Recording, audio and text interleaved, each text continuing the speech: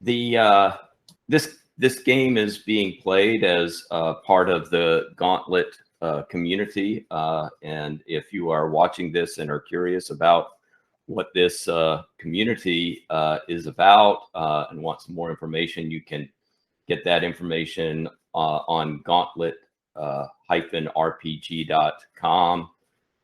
We keep a very active calendar, and we also periodically run little, I guess you would say, mini conventions or kind of open gaming weekends. One of those is coming up at the end of this month of June. So please check that out. Also, I was mentioning before we started the recording that Ron Edwards, who designed Sorcerer, the game we're going to be playing, is still very active, and he has a website, adeptplay.com. And so if you you are playing this game or watching us play this game, and this kind of game seems really kind of interesting to you, I encourage you to go to adeptplay.com and kind of check out what he's doing. You know, the game, I have a hard copy of it. If you're kind of interested in getting a copy, it is available through PDF, and you can go to adeptplay.com and get the PDF. But I think right now, in terms of a hard copy, you would have to go to a secondary market or used bookstore or something to find a copy. Since we are playing this with the Gauntlet, we will be abiding by the Community Code of Conduct with the Gauntlet. And if you go to the Gauntlet website, you can find a link to that. And that means also that we will be abiding by certain safety standards and be using some safety tools. One of those is the X card. The X card, if during the course of playing the game something is happening which is making the game not fun for you, or you know that if we continue in this direction it will not be fun for you or not be safe for you, then you are encouraged to use the X card. You can just say X card. You can type X card in the chat. You can put your arms in front of you in the form of an X, and we will immediately stop and back up and take a new direction. And you know, if questions are asked, the questions would be asked simply to kind of clarify what it is that we need to be avoiding, so that we can be sure that we avoid that. And also we'll be using lines and veils. And so I have a red column for the lines and a yellow column for veils. A line would be some type of subject matter or theme or motif that you just would like to exclude from the game. And so anything that we see as a line, we will intentionally avoid, you know, as subject matter in the game. And a veil would be something where it would be okay to mention it in the game, but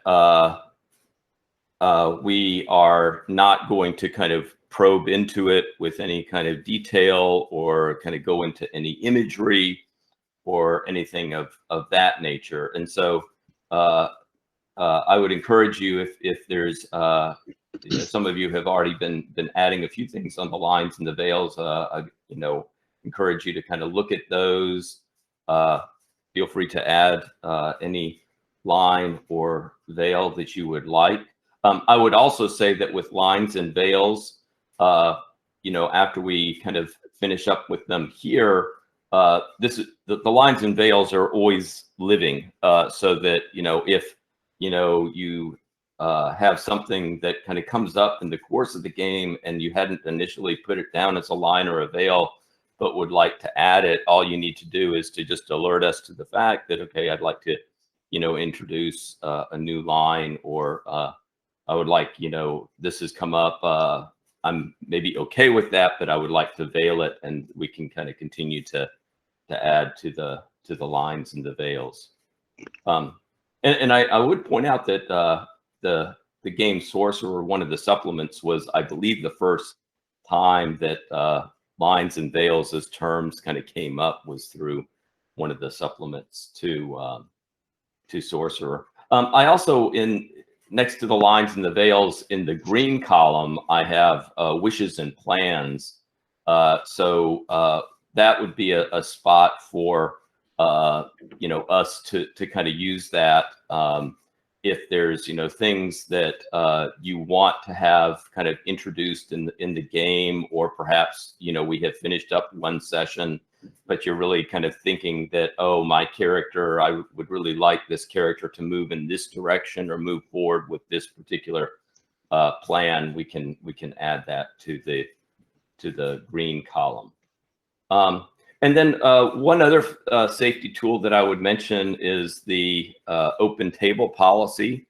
So, if at any point you need to excuse yourself from the game, that is perfectly fine for whatever reason. I remember, probably like one of the first games I was playing, one of my kids burned herself with like a hot liquid out of the microwave, and I was thankful to have the open table policy to attend to that little emergency. So if for whatever reason, maybe something that is going on in the game where you feel like, oh, I need to kind of leave the game, or there's something external to the game that's kind of going on that you need to attend to, by all means, feel free to leave. If you do leave and you have a chance and you kind of think, oh, this is something where I'm not going to be able to return, and you had a chance to kind of let us know, that would be appreciated. But if you're not able to do that, right, do what you have to do. Okay. And then also under the tools and resources, I have a roll for your party link. There are a lot of online dice rollers, and one thing I like about this one for Sorcerer is that we'll be, with the mechanic of this game, we'll be generally rolling pools of 10-sided dice. And with Roll for Your Party, everybody can kind of take, you can specify a color that would be your color of 10-sided dice that you would be rolling. And it also kind of lays them out in order from high to low. And that is like with the mechanic of Sorcerer, that is a useful feature, because when you roll these pools of dice, they'll be opposed rolls. So if your character is trying to do something, and perhaps there's maybe a non-player character that is kind of opposing what your character is trying to do, you'll roll a number of 10-sided dice. I will roll a number of 10-sided dice, and then we start at the highest numbers and do a kind of comparison to kind of figure out how that challenge or conflict is going to play itself out. Also, I will just alert you to kind of the time of our sessions. Would generally be looking at 3-hour sessions, and I will try to take a break every hour. So 5 to 10 minute break every hour is something that we'll shoot for. If for some reason you feel like it would be good for you to take a break at some point, feel free to kind of ask, oh, could we take our break now? Right. So we'll be kind of flexible with that. And the session today, we'll just see how things go. We may be wrapped up a little bit prior to the 3-hour mark. Okay. But I am very cognizant of time, and I will try very, very hard not to go over 3 hours. Okay. So for me, actually, the evening gets pretty late for me because I tend to be a pretty early riser. So I'll try to kind of wrap things up at the 3-hour mark or before. I'm going to go, let me just pause for a second, see if there are any questions. Yes, I didn't see a link to the Roll With Me. Oh, the Roll for Your Party. So if you go to the Lines, Veils, and Resources tab, okay, and you look in that fourth column. I see it now. Click on the Roll for Your Party.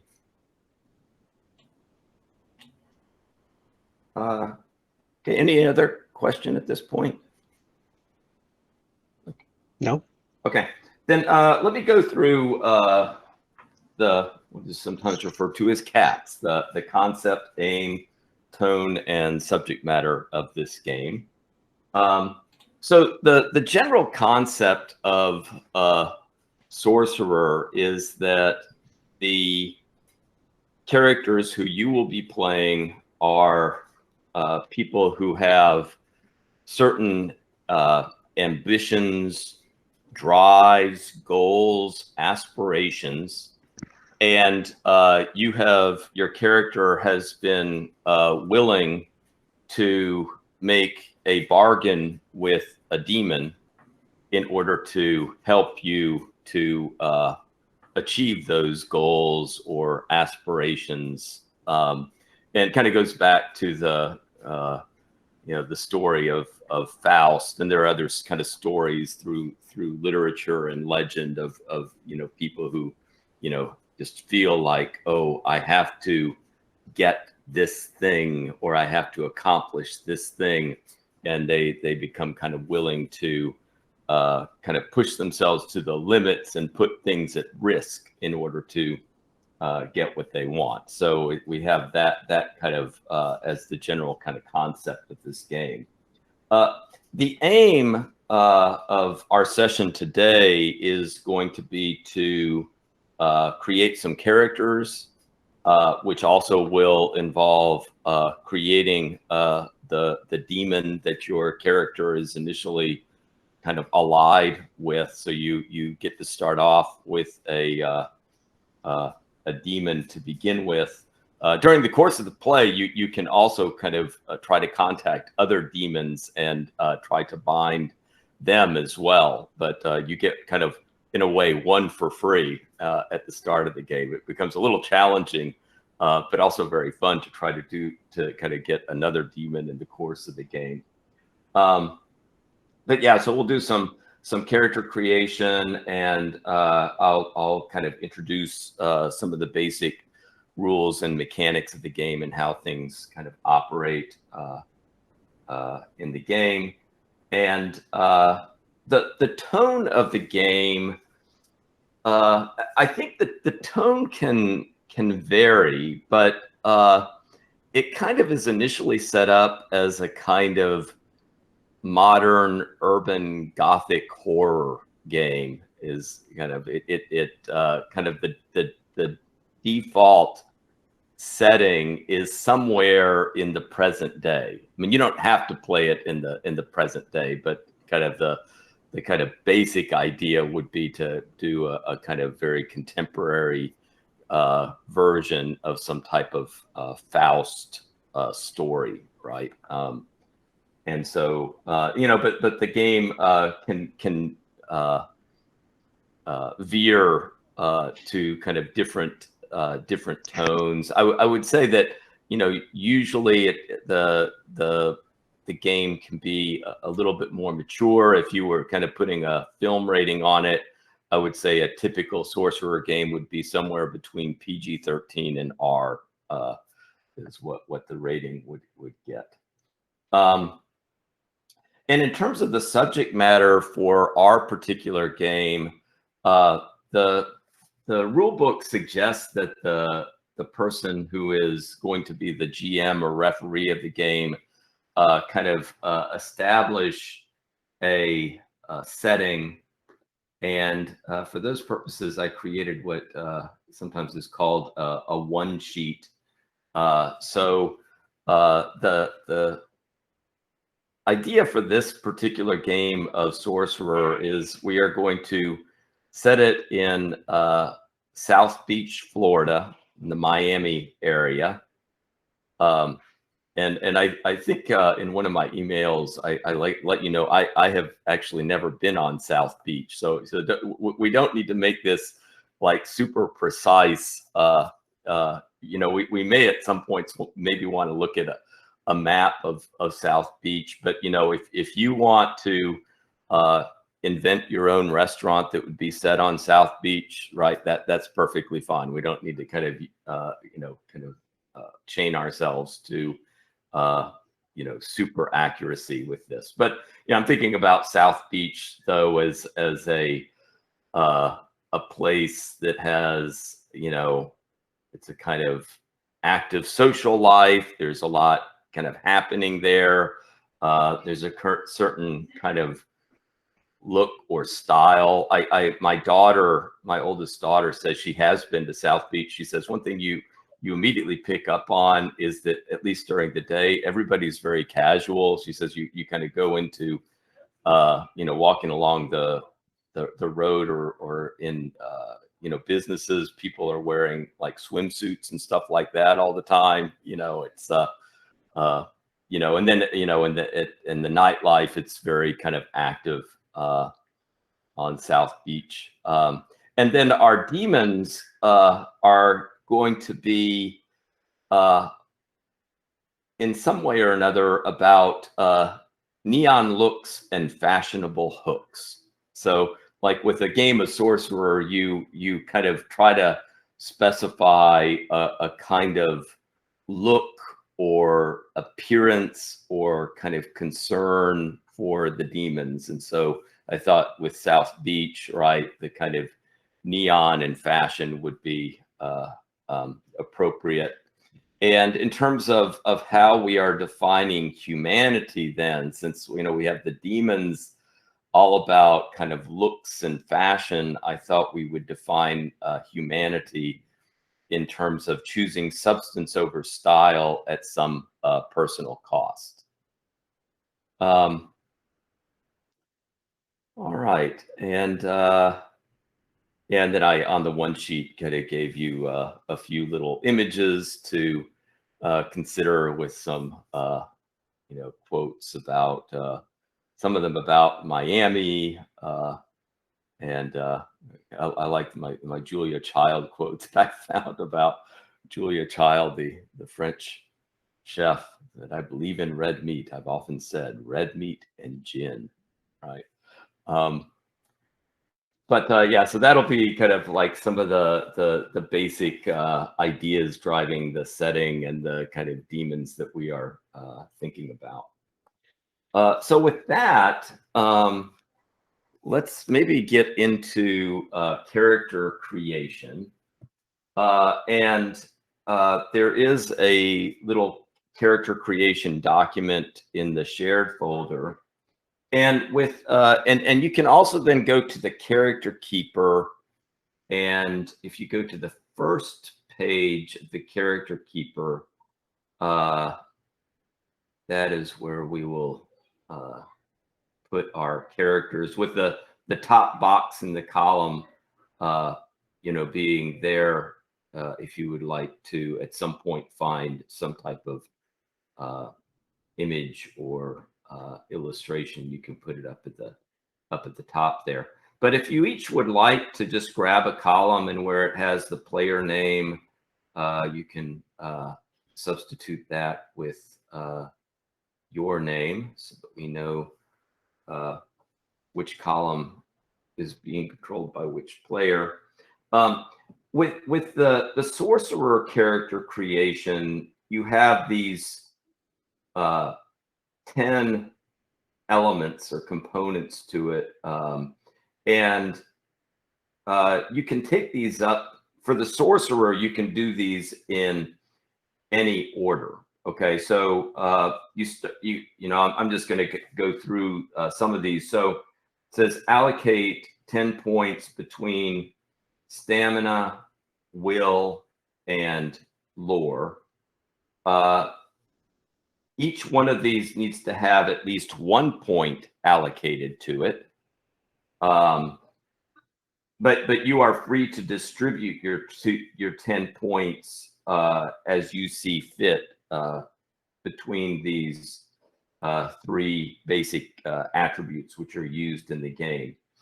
You know, stamina, it says has to do with your character trying to influence things in the physical world, or kind of accomplish things physically.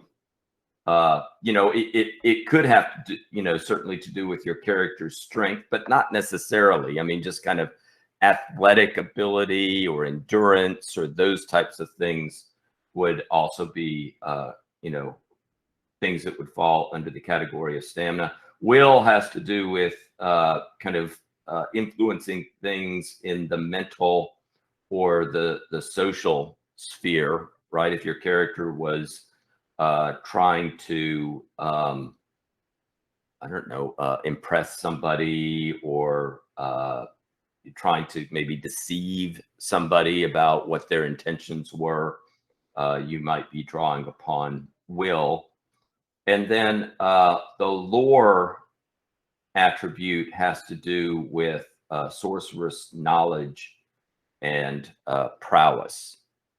And so if, like, for example, your character was trying to determine whether somebody that they had run into was perhaps a sorcerer themselves, that might be drawing upon the lore ability. If you're trying to do some type of sorceress ritual to perhaps contact a demon, right, the lore would come into play for that. And then you are, with these attributes, you are also going to select a descriptor for your attribute. So, and the little character creation sheet gives you the possibilities for these different categories. So, like in terms of stamina, you would be thinking about, you know, what is it that really gives my character this level of stamina?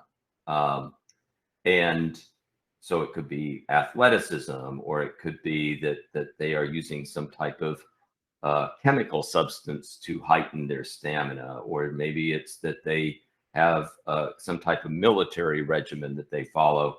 And right, similarly with will, there are different things that you can, you know, select. You would select generally one of these, you know, for each category. So you'd select one for stamina, one for will, one for lore, unless you have a score that is at the level 5 or higher. And if you have something that is 5 or higher, if you would like, you can select 2 descriptors. And then humanity for number 3. Humanity is, you just look at your stamina or your will, and whichever one is higher, that would be the number that you would get for your initial humanity score.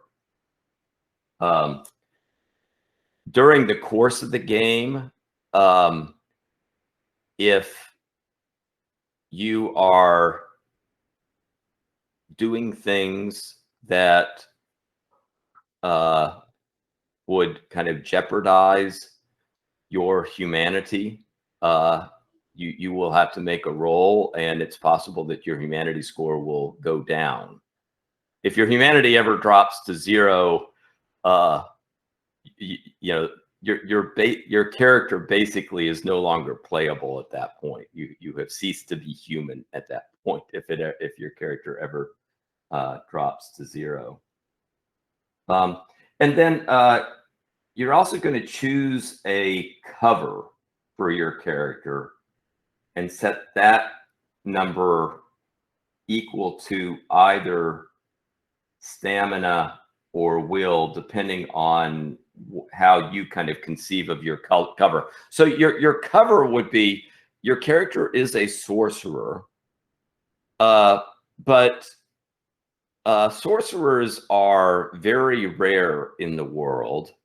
And by and large, you do not really want to advertise yourself as being a sorcerer, as having made some type of deal with some type of demonic entity.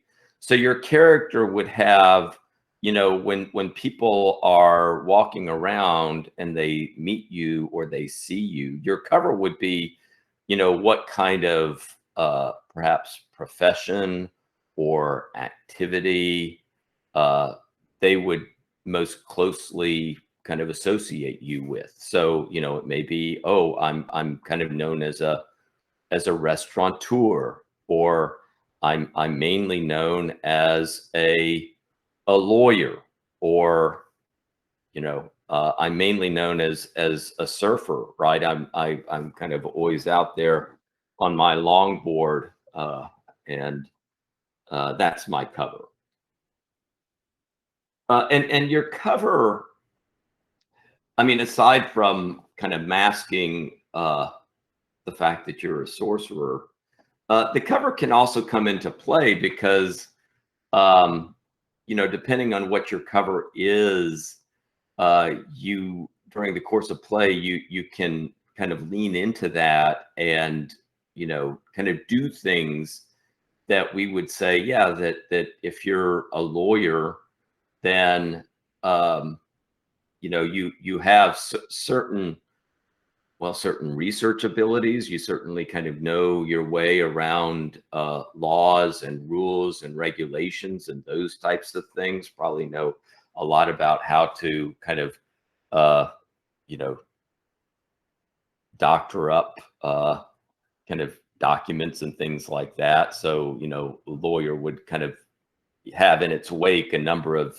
different kind of skills and abilities that we would associate with a lawyer, right? If you're the guy who's the surfer, you probably have contacts among the surfer community, right? That would come into play.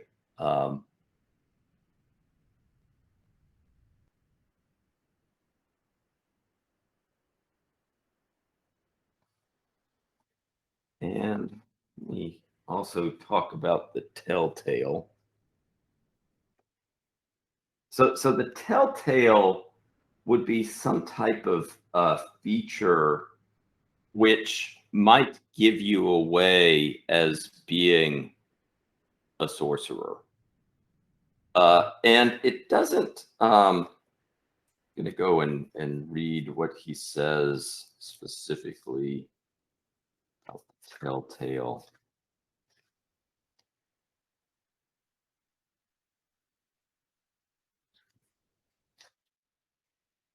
Something that gives the character away as a sorcerer to those who are in the know. Telltales are details of physical appearance, habit of dress or hairstyle, or a mannerism or speech pattern. They don't have to be incredibly obvious or informative, but they must be specific and precise. You know, and it could be something that normally is hidden from view, or maybe not. Know that, like in the book,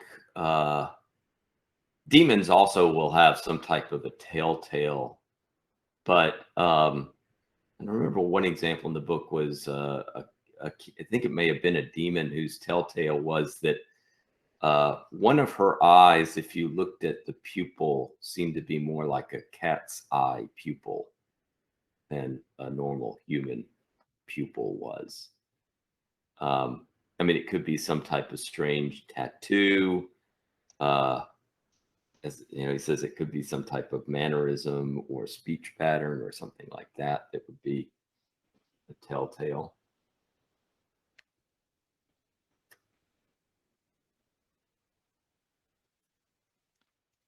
I like Greg's. I was thinking Naruto, and Greg's telltale just screams Naruto to me. I think I got it from one of the brothers Hernandez. One of them did a comic with a villain that had the villain was the tattoo, and it was actually the tattoo itself that was the villain. That's cool. Move around this guy's body. So I was thinking I would have a fairly obvious tattoo that looks sorcerous and sometimes moves around. I think I'm going to do similar, but it's my shadow that sometimes has a will of its own and does its own things. I'm going to see if I can commit myself to this, but I'm committing myself to coming up with personal nicknames for every person I meet, because I don't use people's real names. I like that.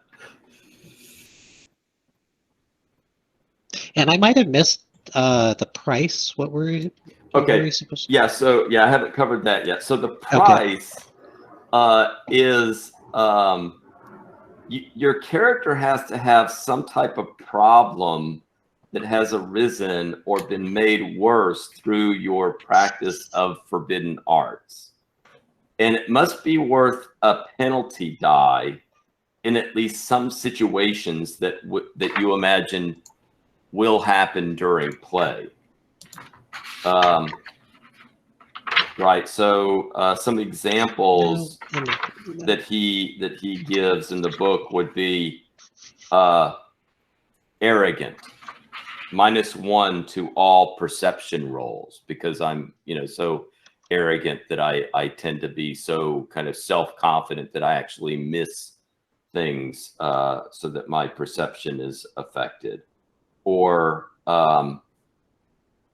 scarred, -1 to casual interaction. So somebody who's kind of been through some really rough times, and so with casual interactions, they don't go off particularly well for this character.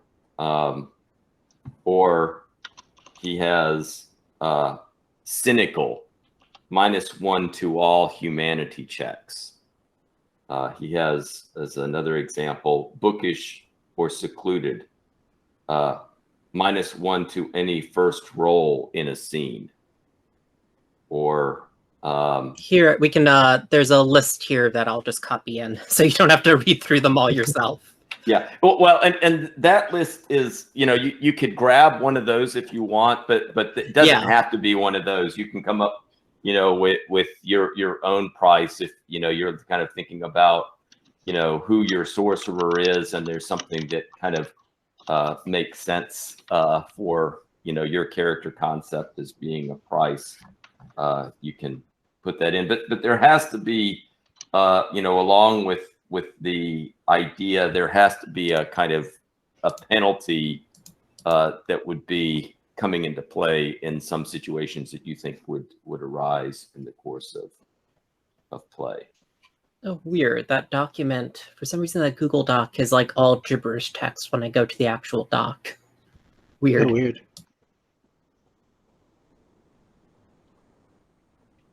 I didn't like my Telltale, so I'm pondering.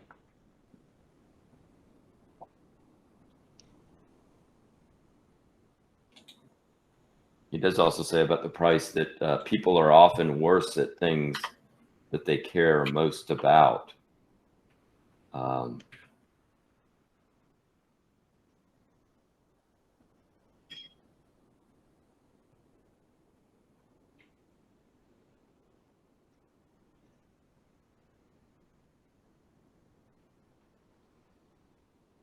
Yeah, and eventually we'll get to the kicker, and with this game,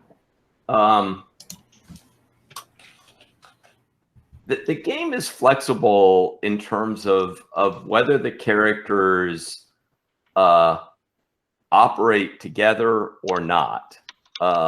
You can have a game of Sorcerer where the sorcerers are off, like kind of doing their own kind of things, and so we keep on kind of cross-cutting between the characters, and then maybe they occasionally interact with each other, but they there certainly are games where by and large they're off kind of pursuing their own agendas.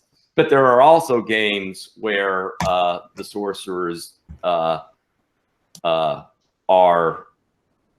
more tightly connected to each other in terms of what they're trying to do and how they're connected.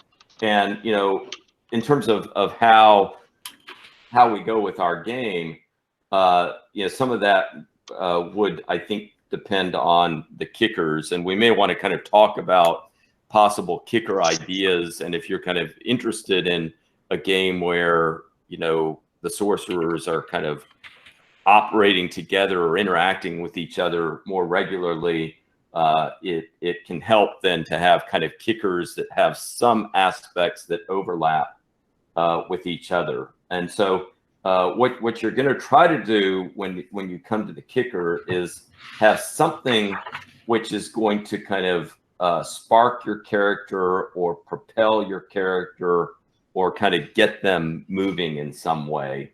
And on the sheet it has three possibilities, general possibilities to think about, right? The shocker, right? Maybe that your kicker is some kind of event that kind of happens perhaps out of the blue one day that would kind of jostle your character, and that you'd say, well, my character, they would have to do something about this event. It could be an opportunity, right? There's something that it's almost too good to be true, but there's like some kind of golden opportunity that has suddenly appeared for your character. He has the mystery there, right? Some event that is really kind of strange that you'd say my character really would need to kind of get to the bottom of this.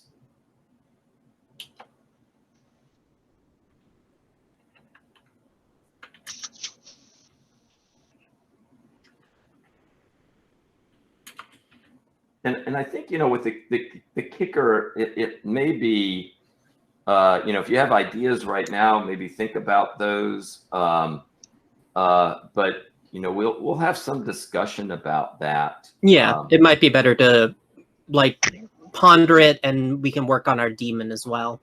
Yeah. So maybe what I'll do is let me just say a little bit about the demon, and I can kind of get you kind of working on that. And then maybe, we'll get into that a little bit, and then we can kind of take a break, maybe finish up our demons, and then kind of also have some discussion about the kickers. Yeah, and if I recall, you actually, even though you don't need to contact the demon, you do need to roll to see how well you've bound the demon at the start of the game, right? Correct. You could theoretically start with a really powerful demon, but then you'll basically have very little power in that relationship with it.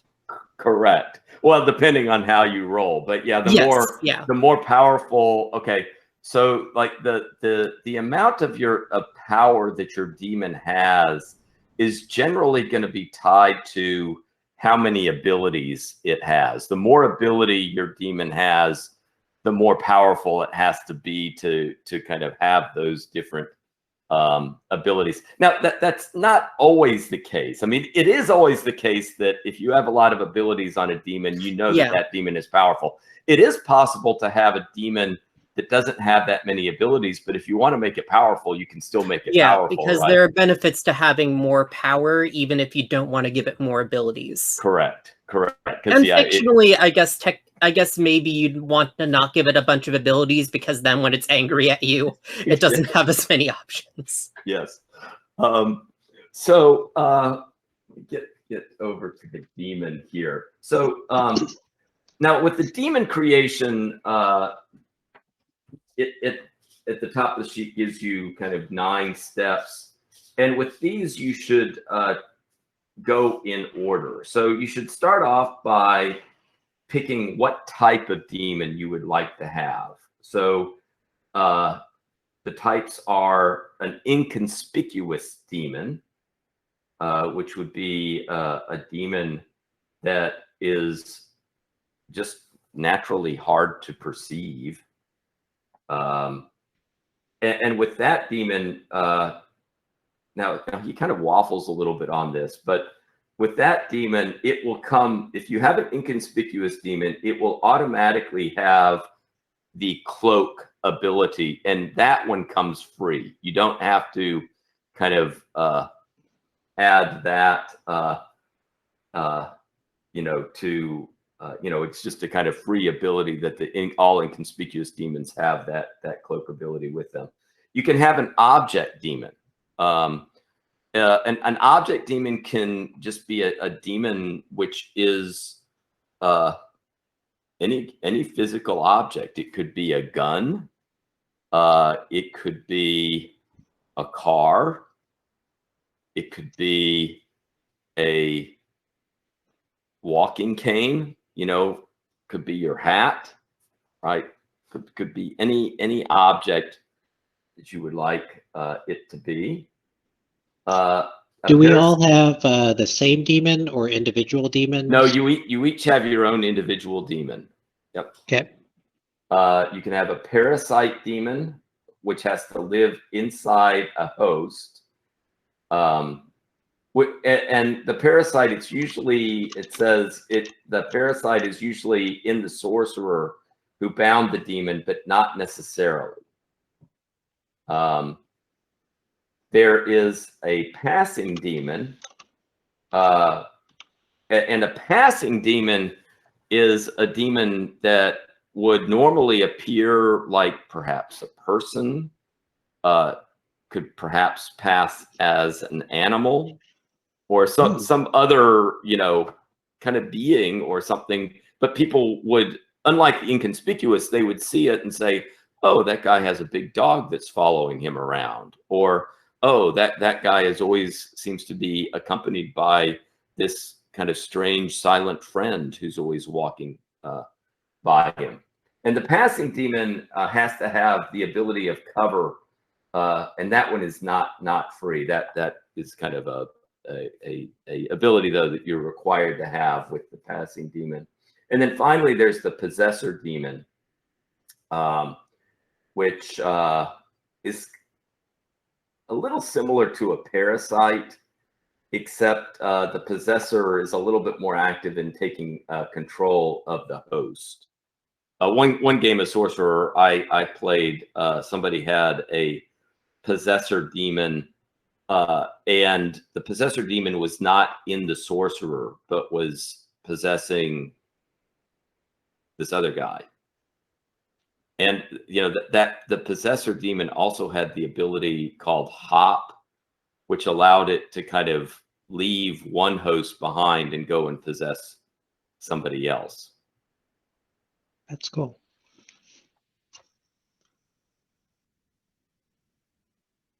Yeah, and then you know, so you start off by choosing the type, and then your demon also should have some type of telltale, right? Some, you know, mannerism or feature or something that would like if a really knowledgeable sorcerer saw it, would kind of like say, oh yeah, that seems to be demonic in some way.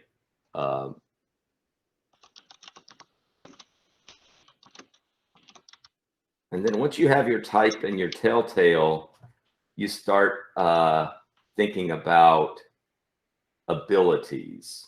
And the number of abilities that you select is also going to give the demon its own lore score. So like if you choose to give your demon 4 abilities, it's going to have 4 lore attached to it. And yeah, I do have like the abilities, and you know, here definitely if you have any kind of questions, or you have like, oh, I would like my demon to be able to do this type of a thing, kind of let me know, and we'll kind of look at the abilities.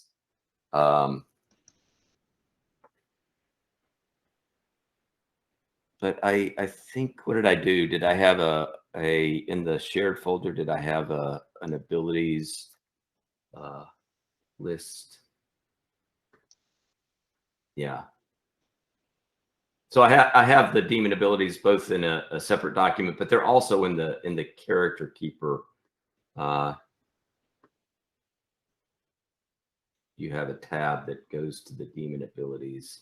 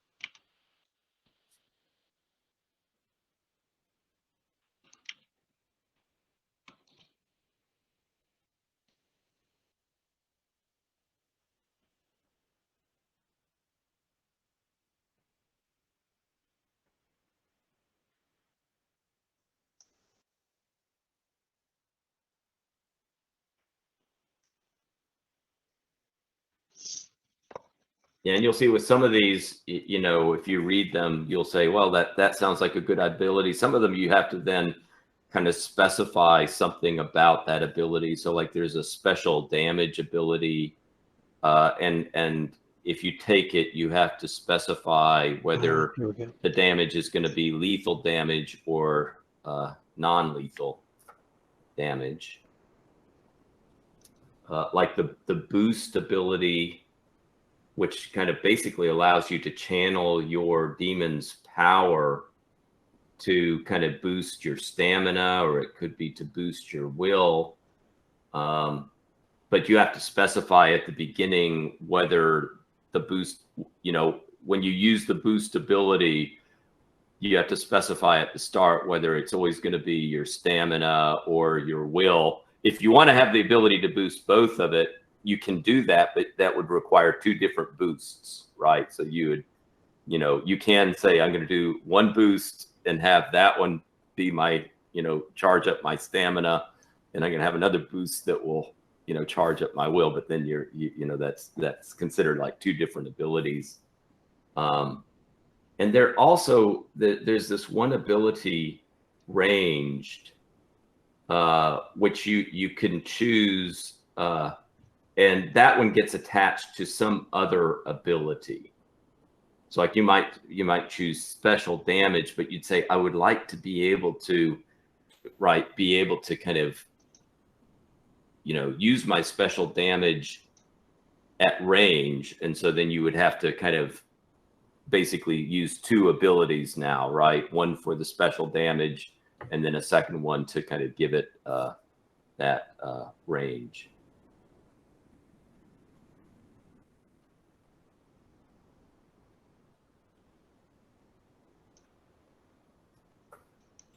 So what is a good range for the number of powers, do you think? Basically, it's going to have at least a power of at least equal to the number of powers you give it, right? If I recall. Right. Yeah. So, and you're going to be rolling against that score to see how well you've bound it. So if you give it a score that's a lot bigger than your lore score, it's going to have, it's very likely Okay. it will have a kind of a lot of power over you, and you'll have not a lot of power over it. Yeah, when the demons have, now you know, the dice may fall in your favor, Yes, right? yeah. I mean, it is possible to have a powerful demon, and you know, we'll do a binding roll, and it is possible that if you were lucky with a powerful demon, you could still, you know, win on that roll. But if you lose on that roll, depending on how badly you lose it kind of dictates how let's say independent your demon is going to be. Right. That if you do really well with that kind of roll and the binding, then the demon is going to follow you and kind of obey you more easily. Whereas if the demon really gets the upper hand in on that roll, the demon may kind of start thinking of itself as more the master in the relationship, right? The one who should be in control of that relationship. So I'm looking for a demon ability. My character is in real estate, and it's this demon that really allowed me to be successful, manipulating people as they're signing contracts for houses. What would be the best demon ability to get people to just sign the contract? So there is boost that would let you add to your will score and basically make you super persuasive. Oh yeah, that sounds really good. Correct. Which was exactly the idea for my character too. So. Oh yeah? You're also a real estate agent just signing people up left and right? Oh no. Living life as a gay hustler, but now that I'm super persuasive, I can get places. Gotcha. You know, what was the other one you were mentioning? Okay, so you might want to look at Taint.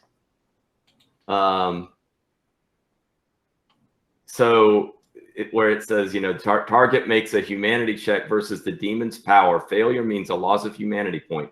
The special effect includes physical as well as psychic malformation, with the details being left. So like that psychic malformation, right, potentially would be useful, I would imagine. Yeah. I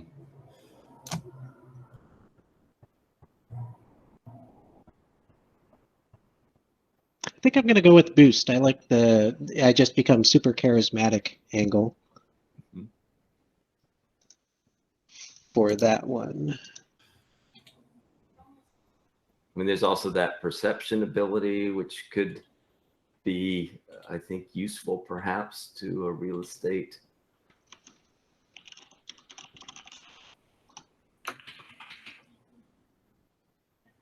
The demon's power to whatever score is being employed.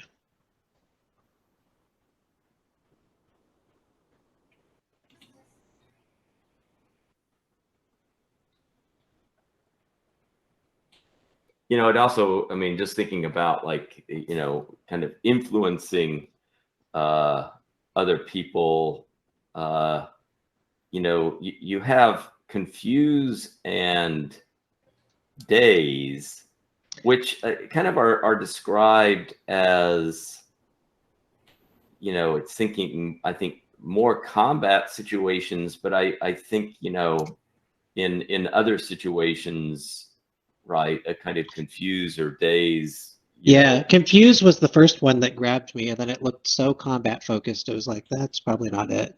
But you think that there's utility for that outside of combat situations? I mean, yeah, it does say it subtracts it from all perception rolls. So it would basically make them very slow on the uptake to any kind of deception you're employing. Yeah. Why not both? Yeah. Confuse and boost. Yeah. I had thought about using confuse, but I think there's something in the rules about parasite demons only conferring their powers on their host. Mm-hmm. So you can't target other people. Right. I think that, like, in some cases, basically you become the user as long as the parasite is inside you. Yes. Okay. Like in other cases, the demon is always the user, but if for parasite demons, usually the sorcerer ends up being the user. Yeah, because usually with the parasite is usually in the sorcerer. Doesn't have to be. I would say usually with a possessor, the demon is in somebody else who's possessed. Although it could be kind of fun to play the possessed, like somebody who is possessed by a demon, and those internal debates, right? That we're going to get going with the possessor demon. There we go. So yeah, I'll totally take confuse then.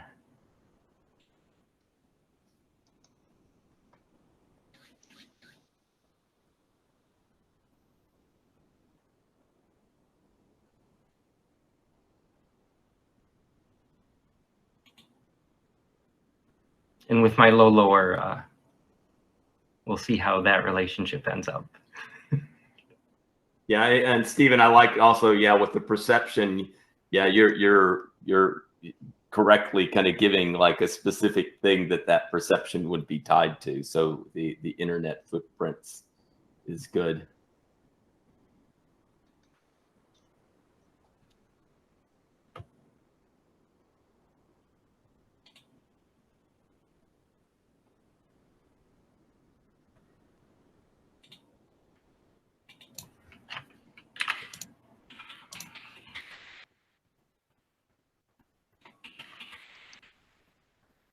Ooh, I really like the idea that my demon inside this gaudy necklace I wear could hop into a host. So,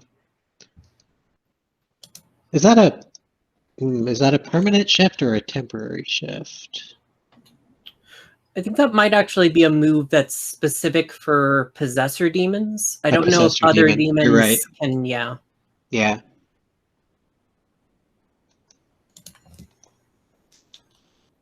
You know, I think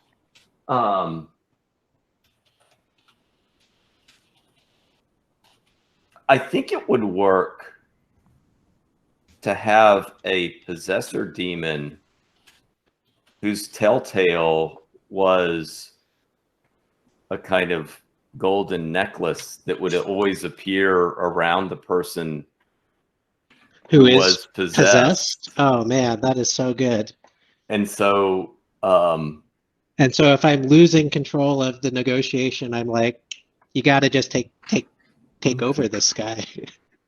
yeah, and if you take you know, if you were inclined, instead of having an object demon, to take the possessor type, yeah, the hop. I don't think the hop ability is. I don't know if he says it's required, but I think a possessor would normally want to have that hop ability, right? That ability to Right. kind of move to a different host. Yeah, you cut out there for a second, but I think I caught the gist of it. A possessor, my telltale would be this gaudy necklace that I wear, and the hop could have the necklace go wherever the demon is possessing. Yeah, when you kind Yeah. of when it was kind of wanting to move on, or you were wanting it to move on, and it was, you know, thinking that was a good idea, right? It would. Yeah. Stephen, I noticed that you have a 1 for the stamina. Yeah. Okay. The downside of a low stamina is a demon can use its abilities as many times in a single scene as its stamina score before tiring. For each successive use beyond this point, they suffer a 1 dice penalty. Once the number of penalties meets the demon's stamina, they will be unable to use any abilities until it has a chance to recover. Okay.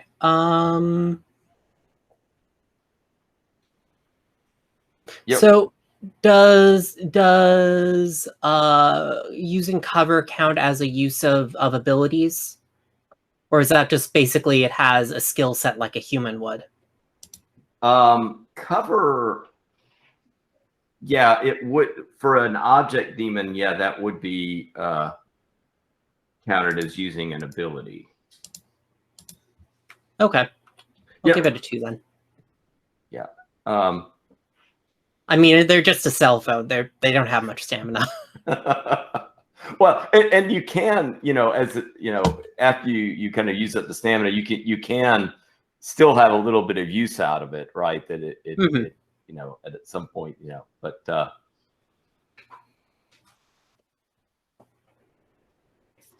yeah, so you know, he you know, it's, you know, a common way is, you know, to do this is to you know, you count up how many abilities you have, and that would give you your lore score. And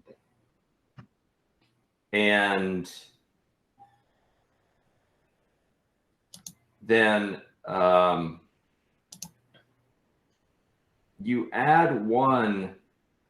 Your will for the demon is going to be 1 higher than your lore or stamina, whichever one of those is higher. And if they're both the same, obviously just, you know, 1 more than that number. And that's also going to be your demon's power, unless you want to make it more powerful.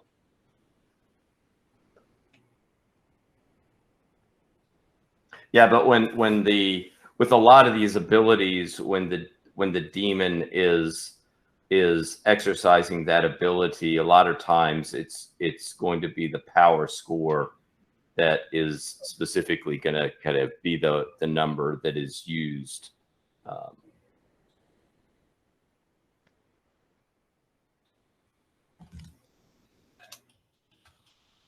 Oh, and then I should talk about the need and the desire for the demon. So every demon has a need and a desire. The desire often can be expressed as a single word and is just a kind of more general thematic kind of thing that it likes. Gives examples of mayhem, mischief, corruption, power, competition, right? So, some kind of just general desire that it has. The need is something that the demon specifically wants. And it's something that the sorcerer has to regularly be able to satisfy or to meet that need. And if the sorcerer does not fulfill that need for the demon will tend to kind of get a little bit more irksome and rebellious. Yeah, and I think that if it's denied its need, it actually like suffers. Whereas desire, it just gets annoyed, right? Right.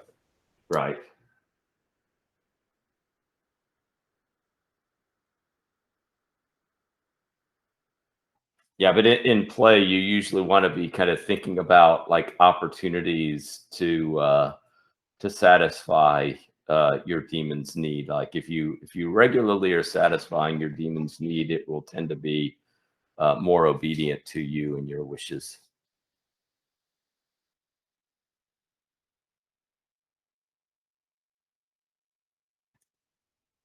And sometimes the need is tied to the desire, but it doesn't necessarily need to be.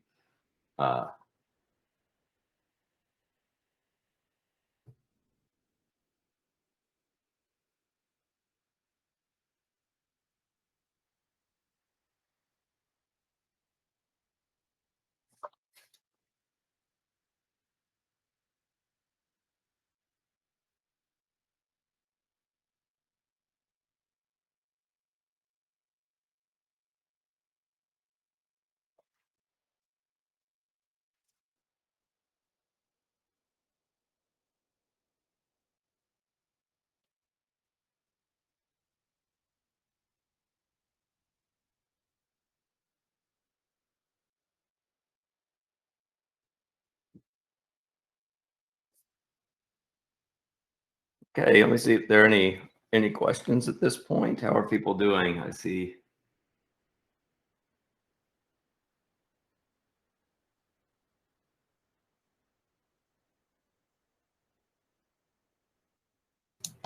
I'm good. I'm have the demon done.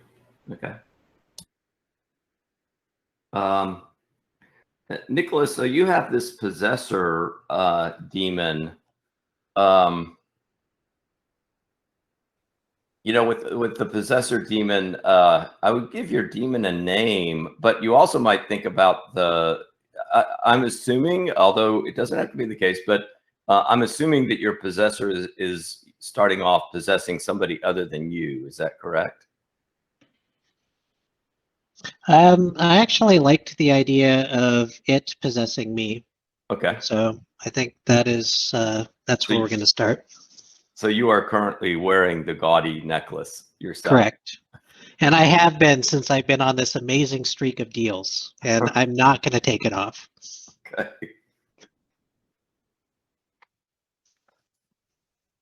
Yeah, so, and does everybody have so I see the telltales here, so that's all done. I got the stamina.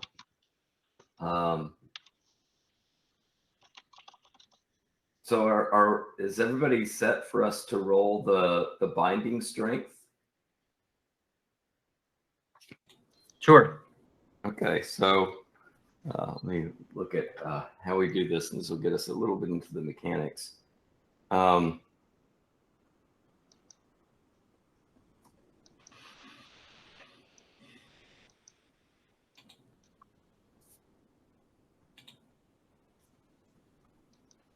Where did I have the rules for the binding?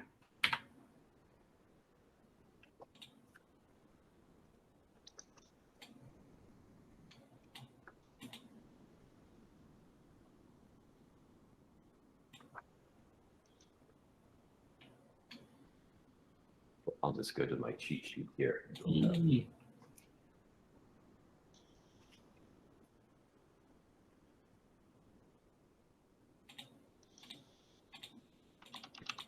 Okay, so for the initial binding, you're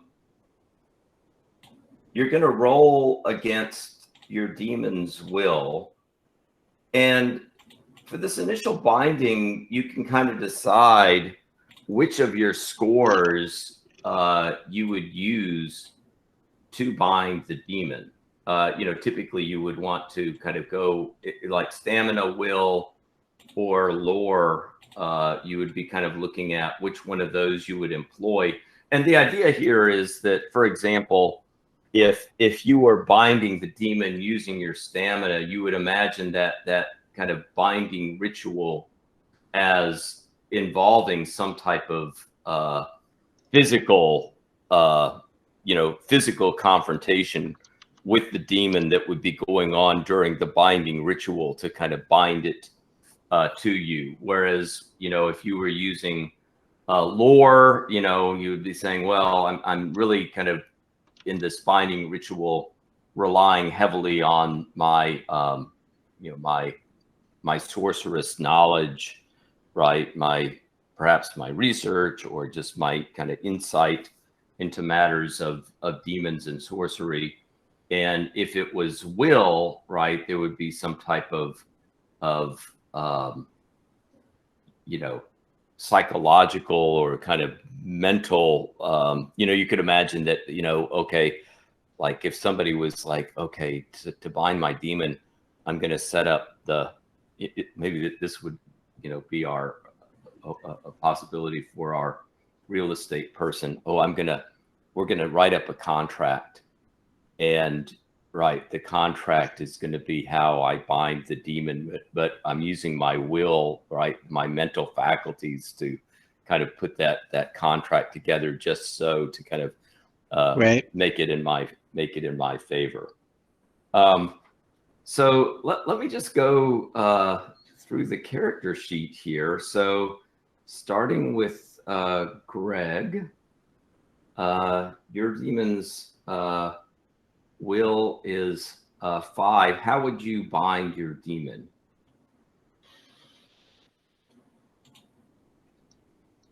Which attribute would you want to use? I'm sort of torn. Success-wise, stamina works, and I can sort of see it as a, fighting against it's physically moving into my body. It could also, I was thinking it could also be like just the fact that you are like the actual like grueling through like the process of tattooing. Like that's like the physical, like you're dealing with like the physical like pain of it and pushing through rather than letting yourself like go under. Mm-hmm. Yep. That it actually makes more sense. I was thinking originally that I had inherited the tattoo, but now I'm thinking I actually discovered this and had it tattooed onto myself, thus inviting the demon into my own body. So yeah, stamina. Okay.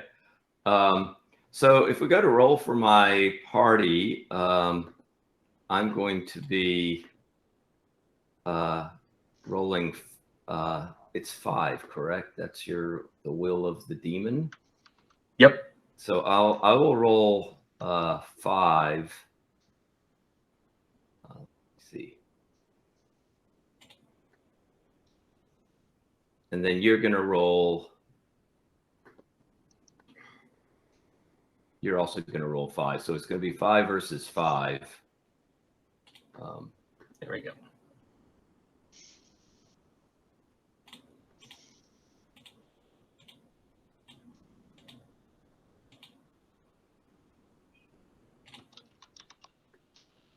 And have you rolled those? I did. Okay. So I'm going to delete these. And all right. So let me roll 5. The orange.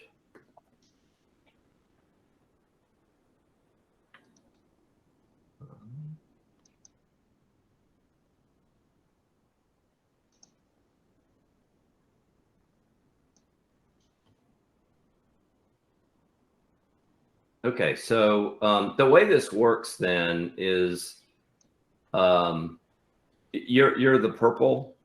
Yep. All right, so I have the highest die with a 10. And then my next highest is an 8, which is higher than any of yours. So that would give the demon 2 victories. See how that works? You're comparing, you start My with my highest die compared to whatever they have above that. Correct, right. And so the demon has 2 above your highest die. And so we have 2 victories in the demon's favor. Okay. So you know, it's not terrible, but you know, still, I mean, your demon may have a little bit more of an attitude. So I was sort of expecting that. okay, and then also, I don't know if in the character keeper did I have a place, maybe below the power, where I will just make a note here. 2 in, I'm going to say binding, 2 in demon's favor. Okay, and then we also are going to do a humanity check, because these sorceress rituals always involve some type of possible peril to your humanity. And with the humanity check here, we go with humanity against itself. So you're again just going to roll 5 dice, and then I'm also going to roll 5 dice, and we will compare those. If you lose this, the maximum you can lose is 1 humanity. So it doesn't really like if I get victories here, it doesn't matter how many victories. And if you get a victory, then you don't lose any humanity. Your humanity stays intact.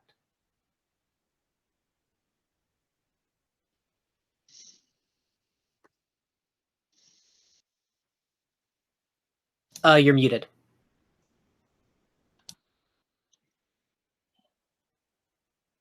Okay, and have you rolled yours? I did. Got another 7 high. Okay, my highest was a 9. So you lose 1 humanity, so your humanity drops down to a 4.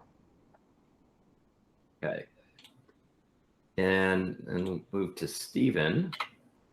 Your demon has a will of 4. And how did you bind your demon? Oh no.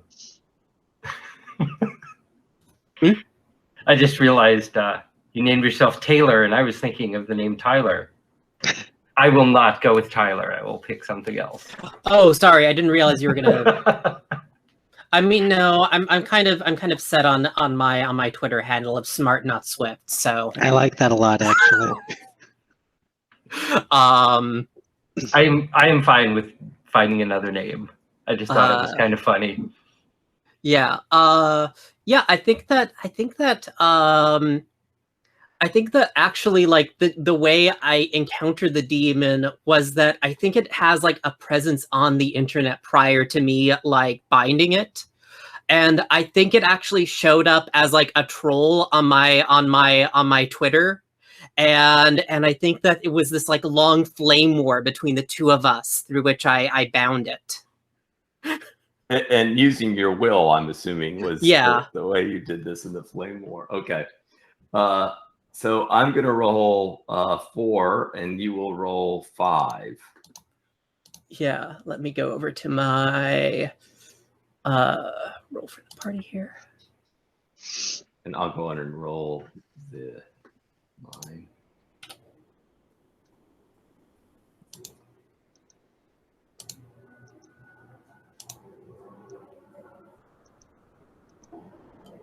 That was a bad roll. I got a 7 as my highest. Right, and I had a 9 as my highest, so it'll be a +1 in the demon's favor. Okay. Which we can add. Well, not as bad as some people. So. Yeah, where did I? Okay, so yeah, I'll put this down here. Binding -1 in demon's favor. And then we also do the humanity roll. And what is your humanity? 5. Okay, so it's going to be humanity against itself. So, That's a 7. okay, let me.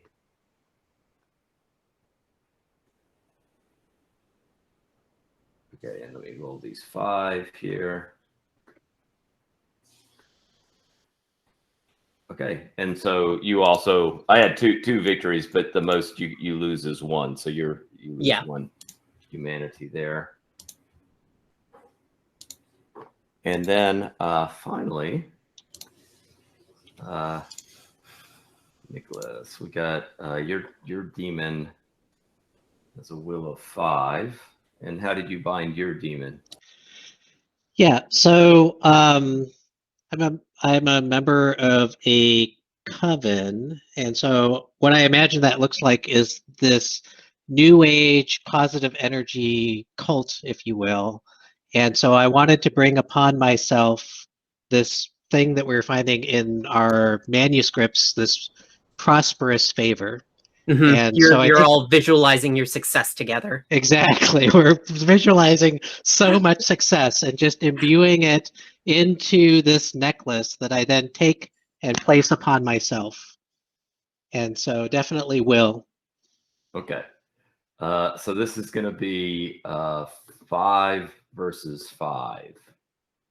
Because the demon has 5 will. I'll just go on and roll. And I got to get that roller back up 1 second. Oh, here it is. This is, I think, my poorest roll. Excellent. My highest is a 7. So And I'm rolling 5d10, is that correct? correct.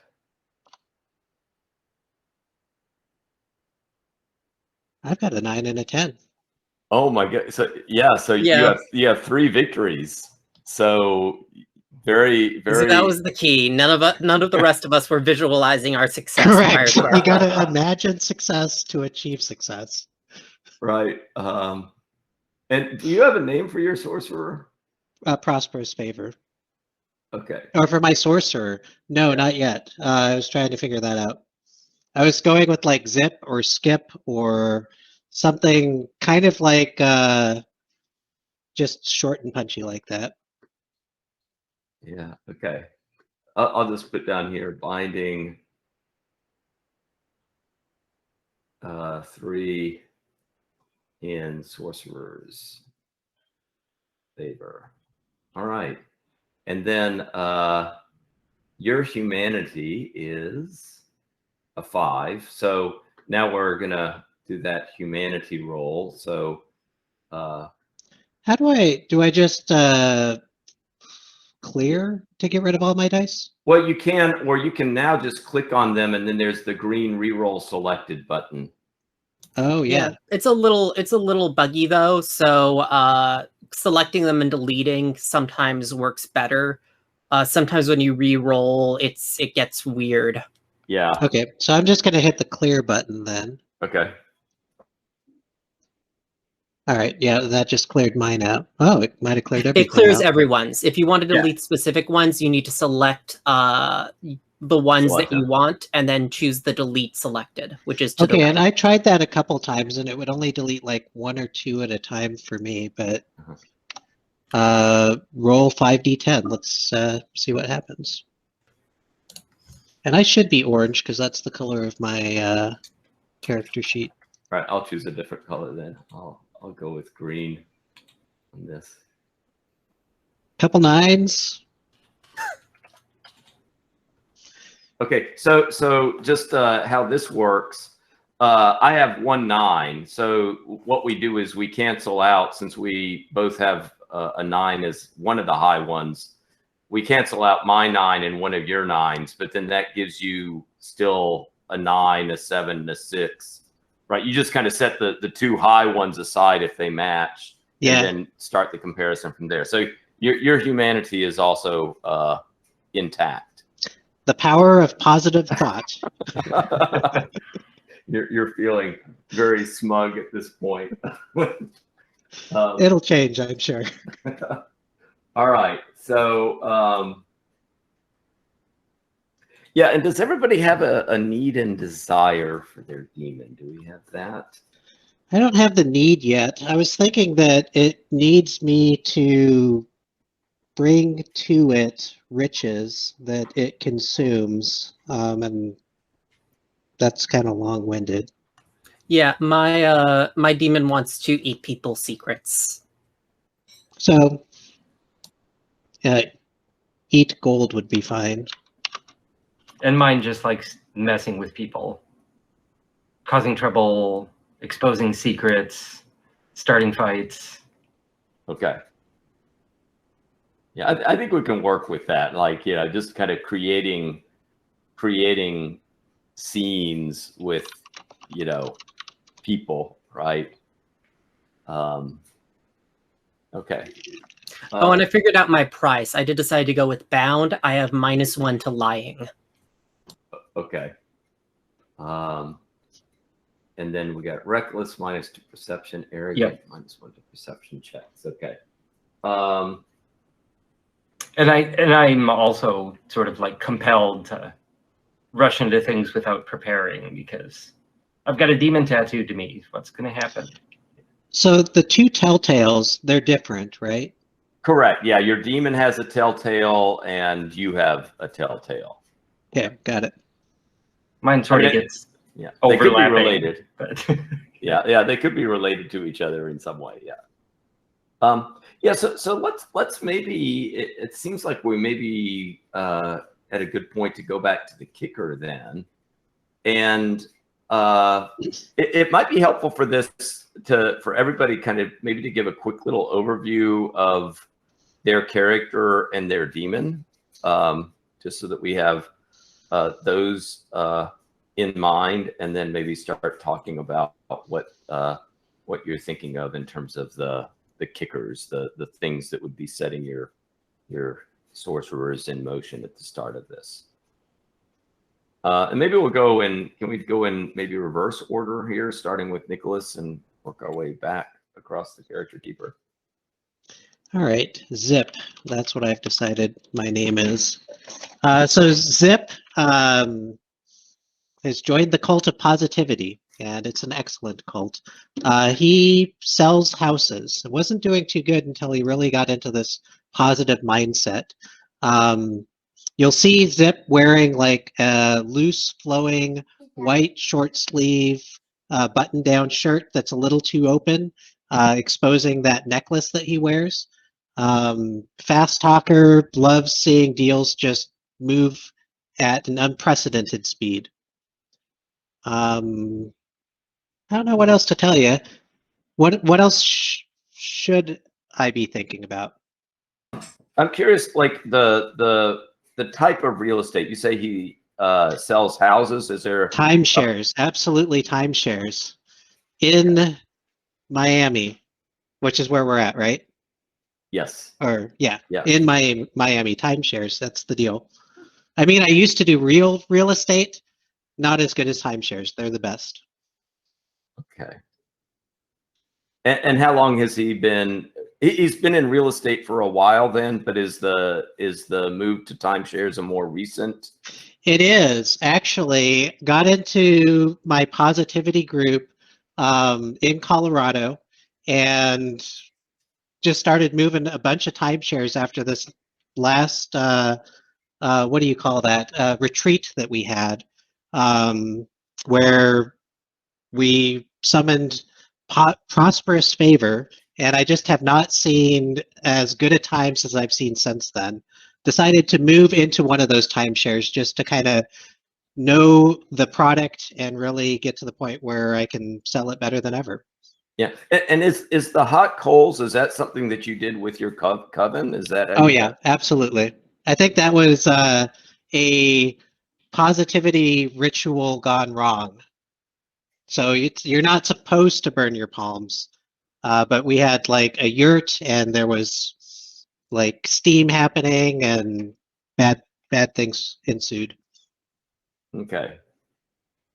That sounds good. So tell me about Smart Not Swift, also known as Taylor. Yeah. Hey there. I'm Taylor, Smart Not Swift. Tweet, retweet, and like. I'm a Twitter tastemaker. I have a I do artful photos of fashion and food I'm eating.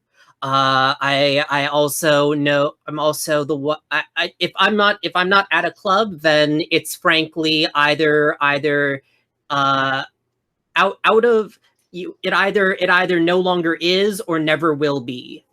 uh for a while I had a flame war with this fucker called Pierce, or hashtag Percy No Mercy, uh who I mean, after a while it became clear that he was not a real person, and it turned out he was in fact a sock puppet for a demon that I now have bound into my cell phone.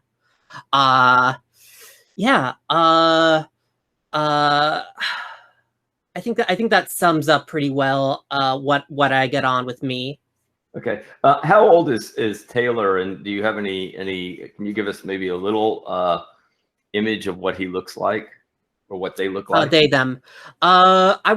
Usually I'm wearing a tasteful crop top with some variety of short shorts and probably some really nice accessories. They change on a day-to-day basis though. Oh yeah, and Percy No Mercy lives in my cell phone, which, as I describe it, has a neon green case with a rhinestone sigil bedazzled on the back. Mhm.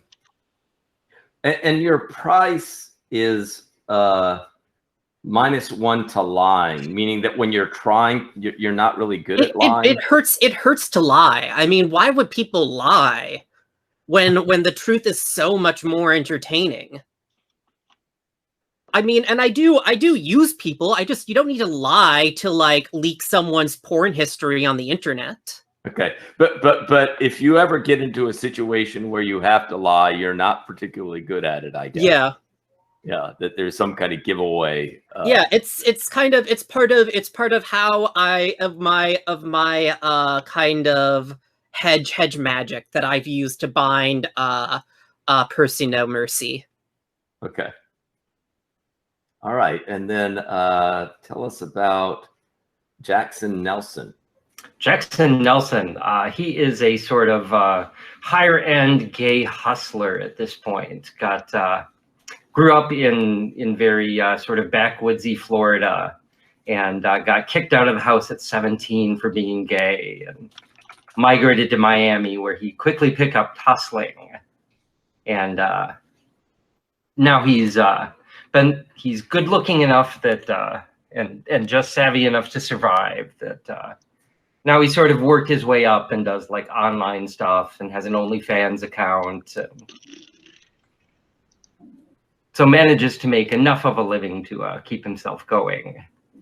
But yeah. He was looking on the internet and discovered the secret truth of sorcery, and discovered this symbol which kind of looks like a beetle covered in runes that when tattooed on his body came to life as a demon, and he discovered it's got a mind of its own, but it's this. Self-tattooed, or did you go to a tattoo shop? Self-tattooed, of course, because it wouldn't work unless I was doing it. Yeah, and so I'm picturing Taylor and Jackson as being fairly young. Is that correct? I mean, he's still pretty young. Yeah, he's like 23-ish. Oh yeah, I'm 20 something. Mm-hmm. And what about Zip? How old? Just past his prime. So hashtag boomers. Yeah, exactly. Boomer. Whatever that looks like. And Jackson, this maybe would come out with the kicker, but like Jackson, does he have any I mean, I kind of get what Zip's kind of aspirations are, and I think Taylor, I have a sense of what he's after ultimately. I mean, the kind of the social media dominance, but what about Jackson? What is his? So I thought he's bright enough in his own way, but he doesn't have a whole lot of imagination. So his idea of, you know, hey, I've got this demon, I can make things happen now, is let's find a really nice sugar daddy and use the demon to dominate him, and, you know, move into his mansion, live with him, and sponge off of him and see, you know, what sort of connections I can make. Okay. So so the kicker I was thinking of was either, you know, now's when I'm just moving in with him and meeting all the other people in his life, or maybe that happened a while back, but now some sort of crisis is happening with that situation. Okay, yeah, I think both of those are possibilities. We either have a new opportunity or the potential of what seemed to be like an opportunity that may now actually be slipping away because of some kind of crisis. So Stephen and Nicholas, do you have any kind of ideas brewing as to what the possibilities would be for your kickers? And then we can think about whether we want to try to kind of mold these to have them dovetail with each other or link together in some way. Yeah, I kind of forgot what kickers are all about. So a kicker would be something that at the start of our play would be setting your character in motion or propelling them. So like, yeah, you know, Greg's like if idea. it's the start of the novel, it's like the moment where your character's status quo can't go on existing anymore. Okay, so could that be me coming to Miami to live in a timeshare and experience the product that I've been peddling? Or is that's probably a weak one, actually? Like if you come to the timeshare and there's a dead body inside it, there's a kicker. Yeah. Well, let me ponder on that some type for a of minute. discovery. Yeah, some type of discovery that happened when you were doing this. Like, you know, the way Greg was talking, like he had one possibility, which would be, oh, he has this sudden new opportunity that has appeared, right? That he has a potential sugar daddy, you know, who has appeared, or right, his other one would be kind of like the opportunity that is kind of suddenly slipping away, right? He thought he had, right, somebody who was going to set him up perfectly, but now, right, something has happened that may be taking that away from him. So like, you know, with you and the timeshare, I mean, it could be an opportunity thing that suddenly has kind of opened where you're going to have to, you know, your character would say, I've got to act on this, or it could be something that would. It could be that you're starting to come under federal investigation, considering. I'm thinking I ran into a tycoon not unlike myself, so an entrepreneur, if you will, who does a similar thing, but with yachts and planes. And we've started to have these conversations about how I can get in on those deals. Okay, so it would be a potential new big opportunity for you. Yeah. That is gonna. Yeah, instead of just doing these timeshares for condos, I'm now looking at much bigger plays. Okay. But I kind of wanted to tie in with everyone else, and I don't see how that's going to happen. Yeah, well, let's maybe see if what Stephen is thinking about, and then we can maybe think about the. Yeah, altering it a little bit. Yeah, I mean, I think that there is some connection. I think that perhaps because I think that there is the connection that we're also that you're sort of talking about other sorcerers coming getting involved with other sorcerers. And I think that my kicker is along the lines of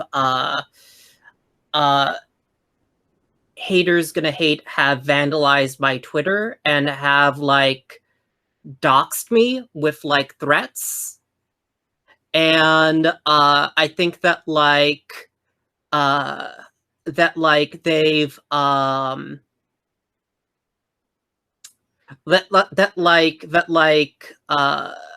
Percy No Mercy has like the kicker is that Percy No Mercy has like trap has like I'm suddenly bad with like tracing terms. Yeah, trace them back to some like nonsense IP accounts like 666 or something like that. That something sorceress or demonic has come after my social media presence and my physical presence as well, considering they doxed me. Okay. So is there perhaps an idea that like someone that some mysterious competitor is like trying to tank some big deal that you've just managed to like clear? Like you're about to like make your fortune and be able to retire, but now Right. someone has like torpedoed that out of the blue. I like that. I like the idea of some mysterious wheeler and dealer has come in and has like first right of refusal on the next big deal that I wanted. And it's like, how did he even get that? There was no clause for that. And this is not the tycoon though, right? This No, is no. somebody who This is the tycoon and I were going to have a deal. And then we both realized that there's this first right of refusal by someone totally left field that operates in the shadows and wears a hat. I don't know. right, and you don't know exactly who this is and how they would have had this right of refusal that would kind of interfere with things. Right. Now it could be that maybe whoever I'm living with as my sugar daddy is the beneficiary of this new deal. Oh, yeah.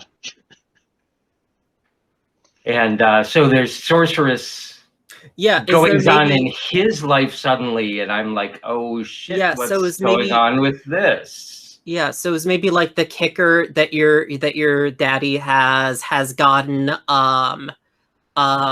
like withdrawn and distant lately, and now he's not answering his cell phone. Or maybe not, it doesn't necessarily have to go not quite that far, yeah. But that there's, suddenly he's disappearing at odd times, and yeah. I'm kind of trying to push the character to like an immediate like question, do I do this or do I do that? And that one's a little bit like it's a yeah. I'm thinking more that I have discovered that I end up looking like through some of his records or something, and happen to notice a line from 666 Industries or something like that, and go doo doo doo. Right. Yeah, but is the sense then that he was to be the beneficiary of a deal, but that is now in jeopardy? No, I'm thinking he's the new beneficiary. Oh, he is the new beneficiary. So these shadowy forces are helping him out. Okay. Yeah. And are they doing it at his behest, or is he just a pawn? Who knows? Who knows? Let's find out. Yeah. So if you all want to kind of you have a spot for the kicker, and can add those there, and then once I think that we have some potential now for the kicker is not only to work individually, but also kind of giving me some ideas as to how I might be able to kind of get the kickers to kind of overlap or intertwine with each other. So if you can put a little bit about your kicker on the character sheet, and then I want us to go to the character diagrams, which is a Jamboard. And I have 3 sheets already started up with this. And if you want to, maybe we'll just do in character keeper order. So we'll have Jackson Nelson taking the first sheet, Smart Not Swift taking the second sheet, and Zip Miller taking the third sheet. And what you want to do with this is, okay, so we have the character, these character diagrams are divided up into 4 quadrants: lore, cover, kicker, and price. With the Jamboard, you can, if you hover over on the left margin of it, you can either kind of put in sticky notes, which is like the 4th icon down, or you can, towards the bottom, add text boxes. What you want to do is to start adding non-player characters. Could be Where? Okay, so this is in the if you go to the shared folder, there's a character diagram, Jamboard. Yeah, so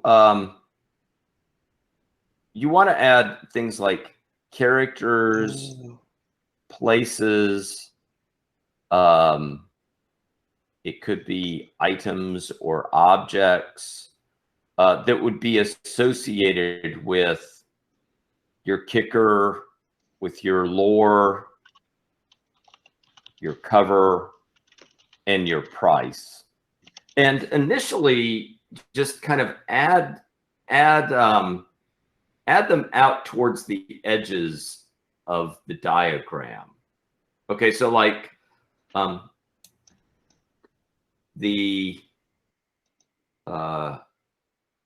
you know, Zip Miller has his coven.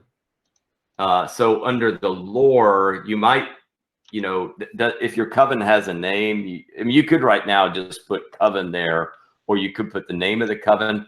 There might be, you know, I'm thinking, okay, who is the leader of the coven, right? Maybe there's like a specific name that we would have for the person who leads it, or, I mean, are you the leader of it, or is there somebody else who is? No, I don't think I'm a leader of it. I think I am not a new member, but an established member.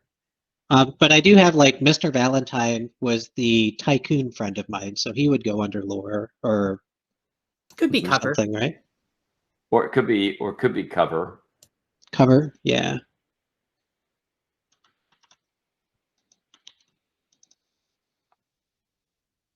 Okay. Oh yeah, Stephen. I think that's a good. Yeah, this would be a good time to pause. So yeah, why don't we take like a let's see, at 10:07. So maybe come back at like 10:15. Does that sound good? Okay, and then we'll come back and we'll kind of just continue to work on the diagrams. What you want to do is add kind of nouns that would be associated with these different things. They can be people, places, or things that would be associated with your price, your lore, your cover, your kicker. he suggests that one thing that would go into your lore would be your demon. They can be, with your cover, you might think about a place or places that would be associated with that. But I mean, it could also be like the coven. Maybe there's like a I have a name for it. It's Success Now. But you think about like where it normally meets would be a thing that might go under lore. I think in my thinking that a lot of times it's not like every quadrant should have at least one item in there or person. I think the kicker, I think, is often the one that is easiest to kind of think about things to put in that quadrant. The price, I think, is often, the one that maybe is more challenging to kind of think about things that would be associated with the price.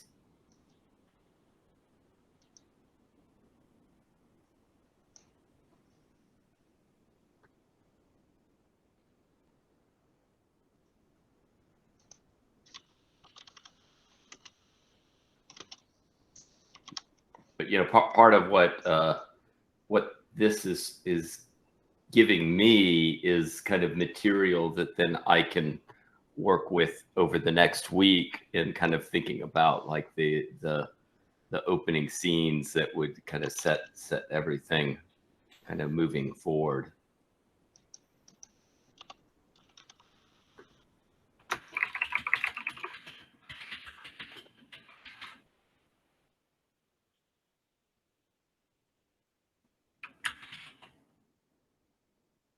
So what's an example of the price? All right, so your price. Oh, is it a thing I already filled out? Well, yeah, so you have your price. Oh, right, my which is your arrogance. Arrogance -1 to perception checks.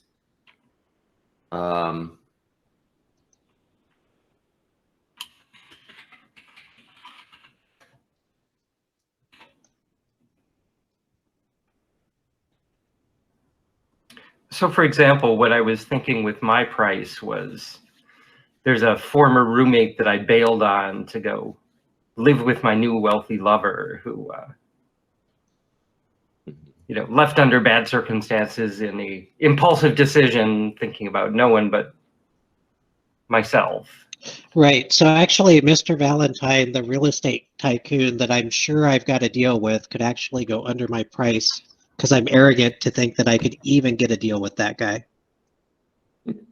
Maybe? Maybe. I'm also wondering, like part of the price, if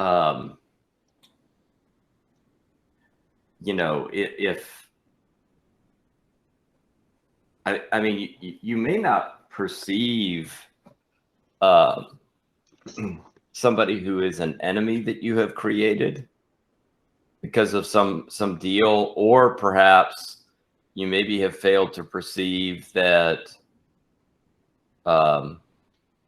perhaps some law enforcement or detective type has been actually looking at some of these real estate transactions, and you think everything is just gonna go beautifully, right? It's been going beautifully, and Right. right, you've never had to pay the price for it, right? Right, exactly. Yeah, I added Marcus, an ex-boyfriend who writes stupid supernatural romance fiction, mostly about fucking demons. Never published, and objective to my honest thoughts on the quality of his novels. He probably suspects I have a demon because I told him. I mean, it seemed like a really cool move at the time, to rub it in his face, but Hashtag upgrade. I did put some federal agents investigating my real estate transactions. Okay.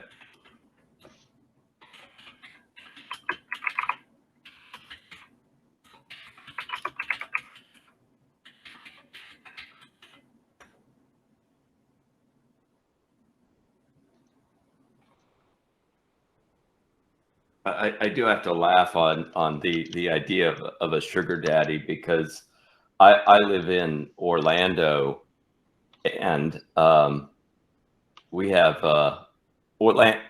Well, I live in the Orlando area. Actually, I live in Seminole County, right next to Orange County, which is where Orlando is. But Mhm. our tax collector is a guy named Joel Greenberg, who Oh, yes. yes, who I mean, I'm just flabbergasted every time I see the next twist or turn that the story about the tax collector has taken. But yeah, he was a tax collector who is an elected official, and he was a sugar daddy for kind of boasted about himself being a sugar daddy to some young ladies that he had relationships with. And it's also kind of now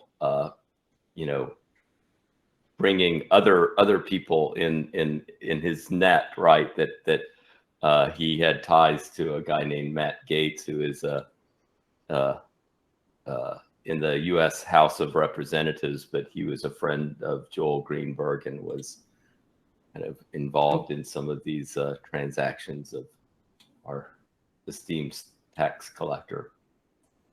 It always struck me as odd that like a tax collector would have to be an elected official. I don't really, my tax collector, I don't know that I would need to elect him. I mean, just give me somebody who's good at accounting and is honest, and they don't need to be photogenic or charismatic. I mean, if they're just doing their job, I'm happy. Any qualified accountant should be able to hold that position. Yes, it would seem. Yes, but Greenberg, he has like a host of things that he got involved with. Like he, as a tax collector, people would sometimes turn in their driver's license to get a new one, and he would take their turned in driver's licenses and like make them into fake IDs and stuff. Oh man. Oh, yeah, God. it reminds me, there's some mayor of San Francisco back in the 19th century who was massively corrupt. And then he like tried to have him appointed the prosecutor for himself appointed the prosecutor for his own corruption case. That's gonna go. Yeah. Well, was he appointed? Oh no, it didn't work. It was just That's good. Yeah, this guy Greenberg, even like after he was indicted for some crimes, it turns out that he subsequently was going out and committing new crimes, even after he knew that he had been under investigation and been indicted for, certain decisions. He was, yeah. Yeah, and I imagine Jackson moves in some of those same sort of seedy circles.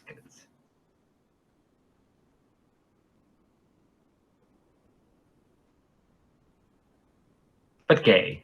So.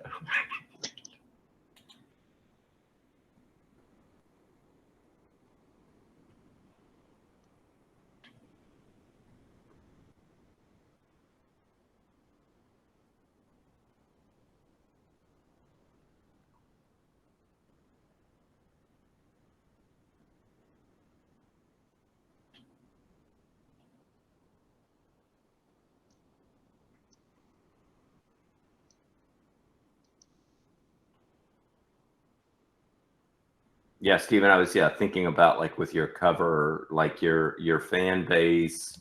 the Taylor Invaders. Yeah, and just your cover would be how you kind of present yourself on social media, right? It would be the kind of persona that you have kind of set up for yourself.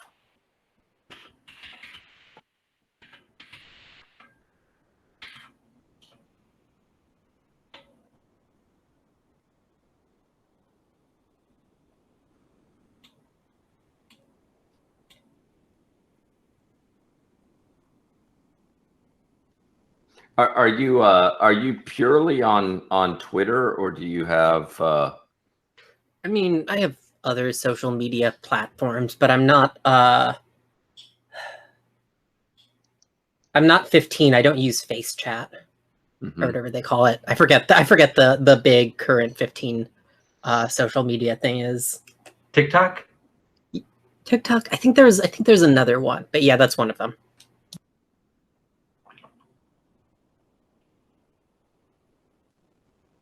Does anybody, in terms of face-to-face interactions, you know, what kind of you know, face-to-face interactions does Smart, not Swift, have? I mean, you know, the vast majority. That's part of why I included someone related to that in Price. I think that I am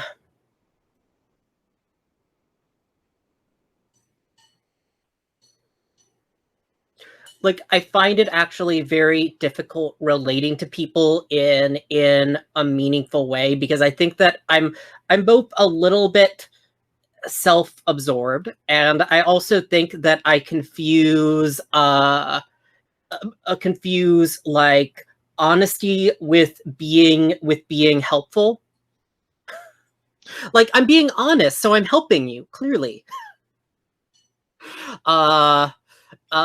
And so that's kind of a mix of that, is why I have an ex-boyfriend in my Price area.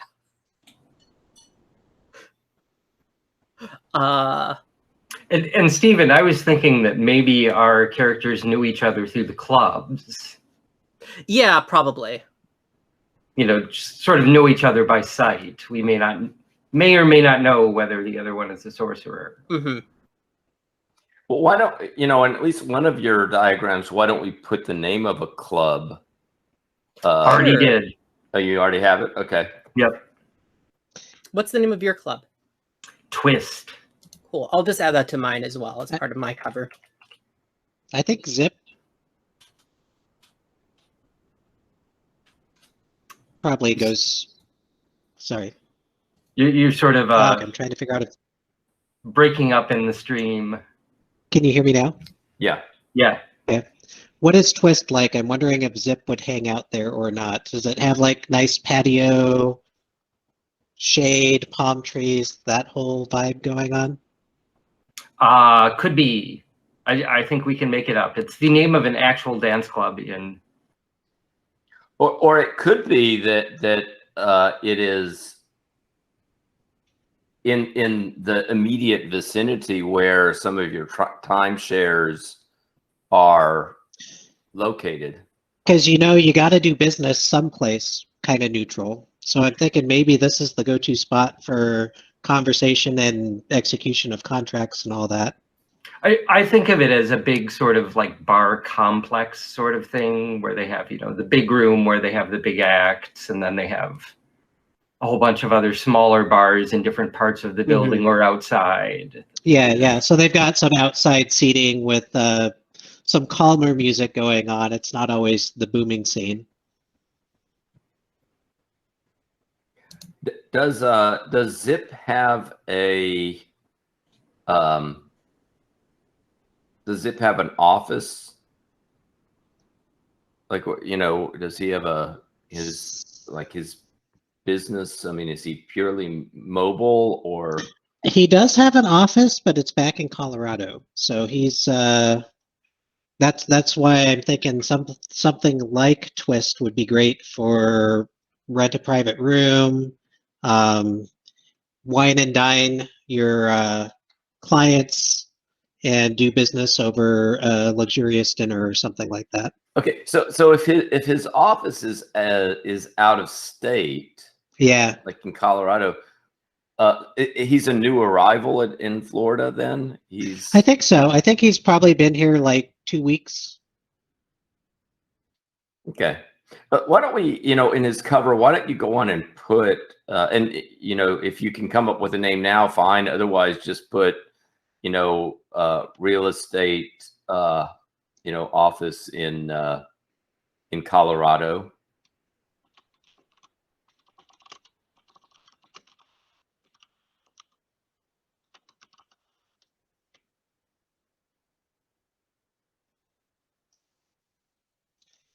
Yeah. Oh, and I see. Yeah, you I need have to that your coven meets in Colorado Springs. Yep. Okay. See with our kickers if there's anything. I do like that it meets in Colorado Springs, of anywhere in Colorado. Seemed like the right place.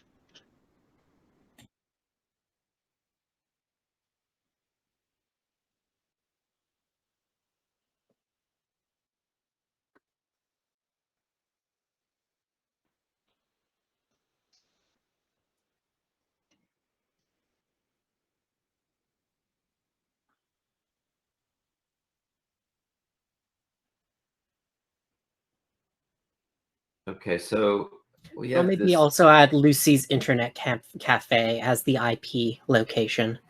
So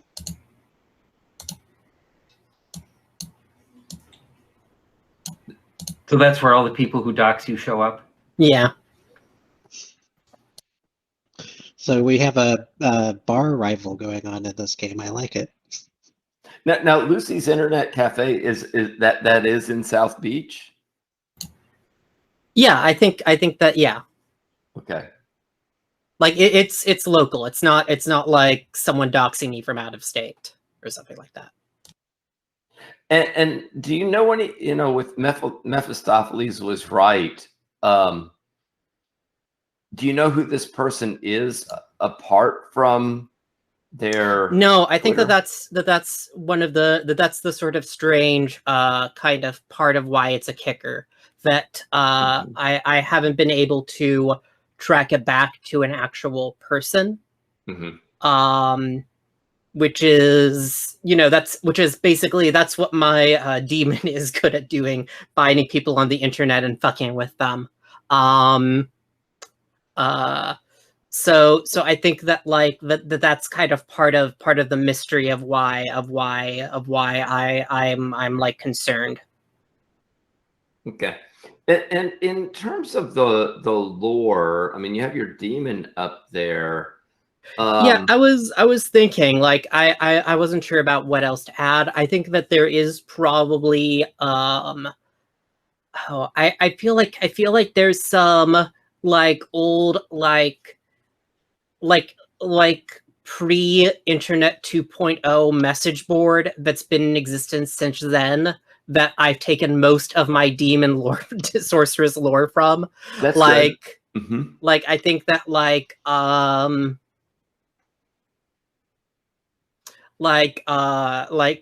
just trying to think of like some suitably like a Usenet group like that. Yeah.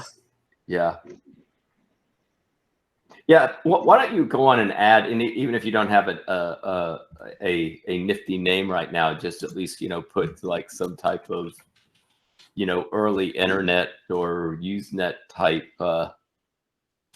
group that provided some of that sorceress knowledge.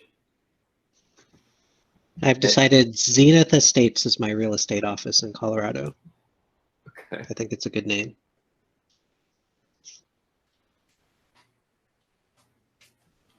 Yeah, and looking at here, Jackson Nelson for his lore.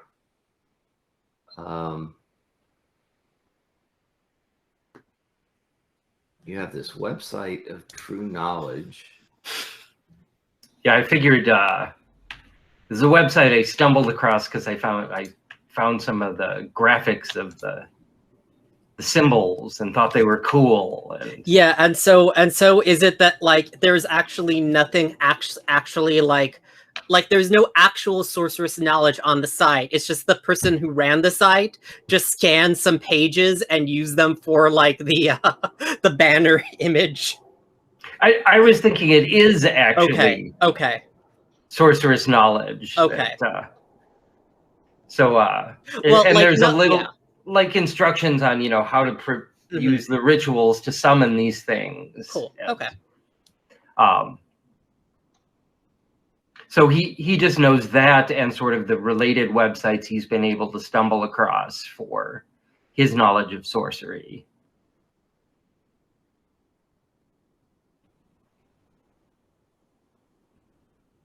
Yeah, this is all looking good. He has all of you have, he has a lore of 2 and 4, but trying to give like it whether with Jackson there would be any other things that we would put on the lore. You have him like identified in terms of the descriptor as a seeker. How do you think that manifests itself? In that he's doing research on the internet, trying to find more stuff. Mm-hmm. Based on what he's already found, he just keeps trying to track down. And he's probably involved with like some, occult message boards and such, trying to track down actual contacts to Are you real from sorcery. Yeah. He was raised in sort of backwoods Florida. Okay. And but has lived in Miami since like 17. So that's like 6 years. But Well, I wonder if that we could also add that to the price, right? That the kind of, if he was raised in backwoods Florida, I mean, it's not really the reckless side of it, but that might also be part of what affected his -1 to perception. Yeah. Right. And also like it's also like backwoods Florida is a couple of minutes out of Miami, to be fair. Yes. Yeah. It can be. Yeah. Yes.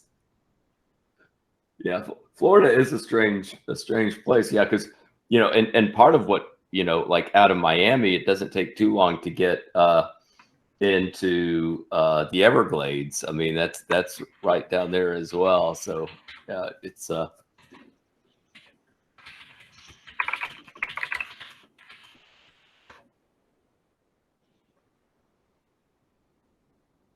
yeah. And what I will be doing, in the next week then is, one of the reasons why I like to record is that, I like to kind of revisit what people have said about the characters. I will go to this the diagram. The idea with the diagram is that, you kind of start by placing, people, places, and things on the outer edge of it. But then, especially if you see elements in opposite quadrants, they will start, it's like you figure out what magnetizes with some other element in another quadrant. And you try to kind of see like any elements that really has a strong magnetic attraction to another element, especially in the opposite quadrant, will get kind of drawn to the middle of the diagram. And what Ron Edwards says is that, right, that should give the game's referee a sense of what really needs to be, the kind of hot focus. So if you have some element of lore that is closely connected with something from the kicker, right, those would tend to pull together. And the same thing with like the price and the cover. If there's like some aspect of the cover that kind of gets related in some way to a price, those would tend to like pull my together. my backwoods roots and the swanky neighborhood I'm now living in. If there's like, some kind of connection that we establish there. Yeah, but I just think they seem in conflict. they do in conflict. So like right now, but you know, I don't know if there was. I mean, maybe we might find out that there is somebody else in Miami who is actually from your past that is now, lo and behold, right in South Beach, right? And what are they doing there? Yeah.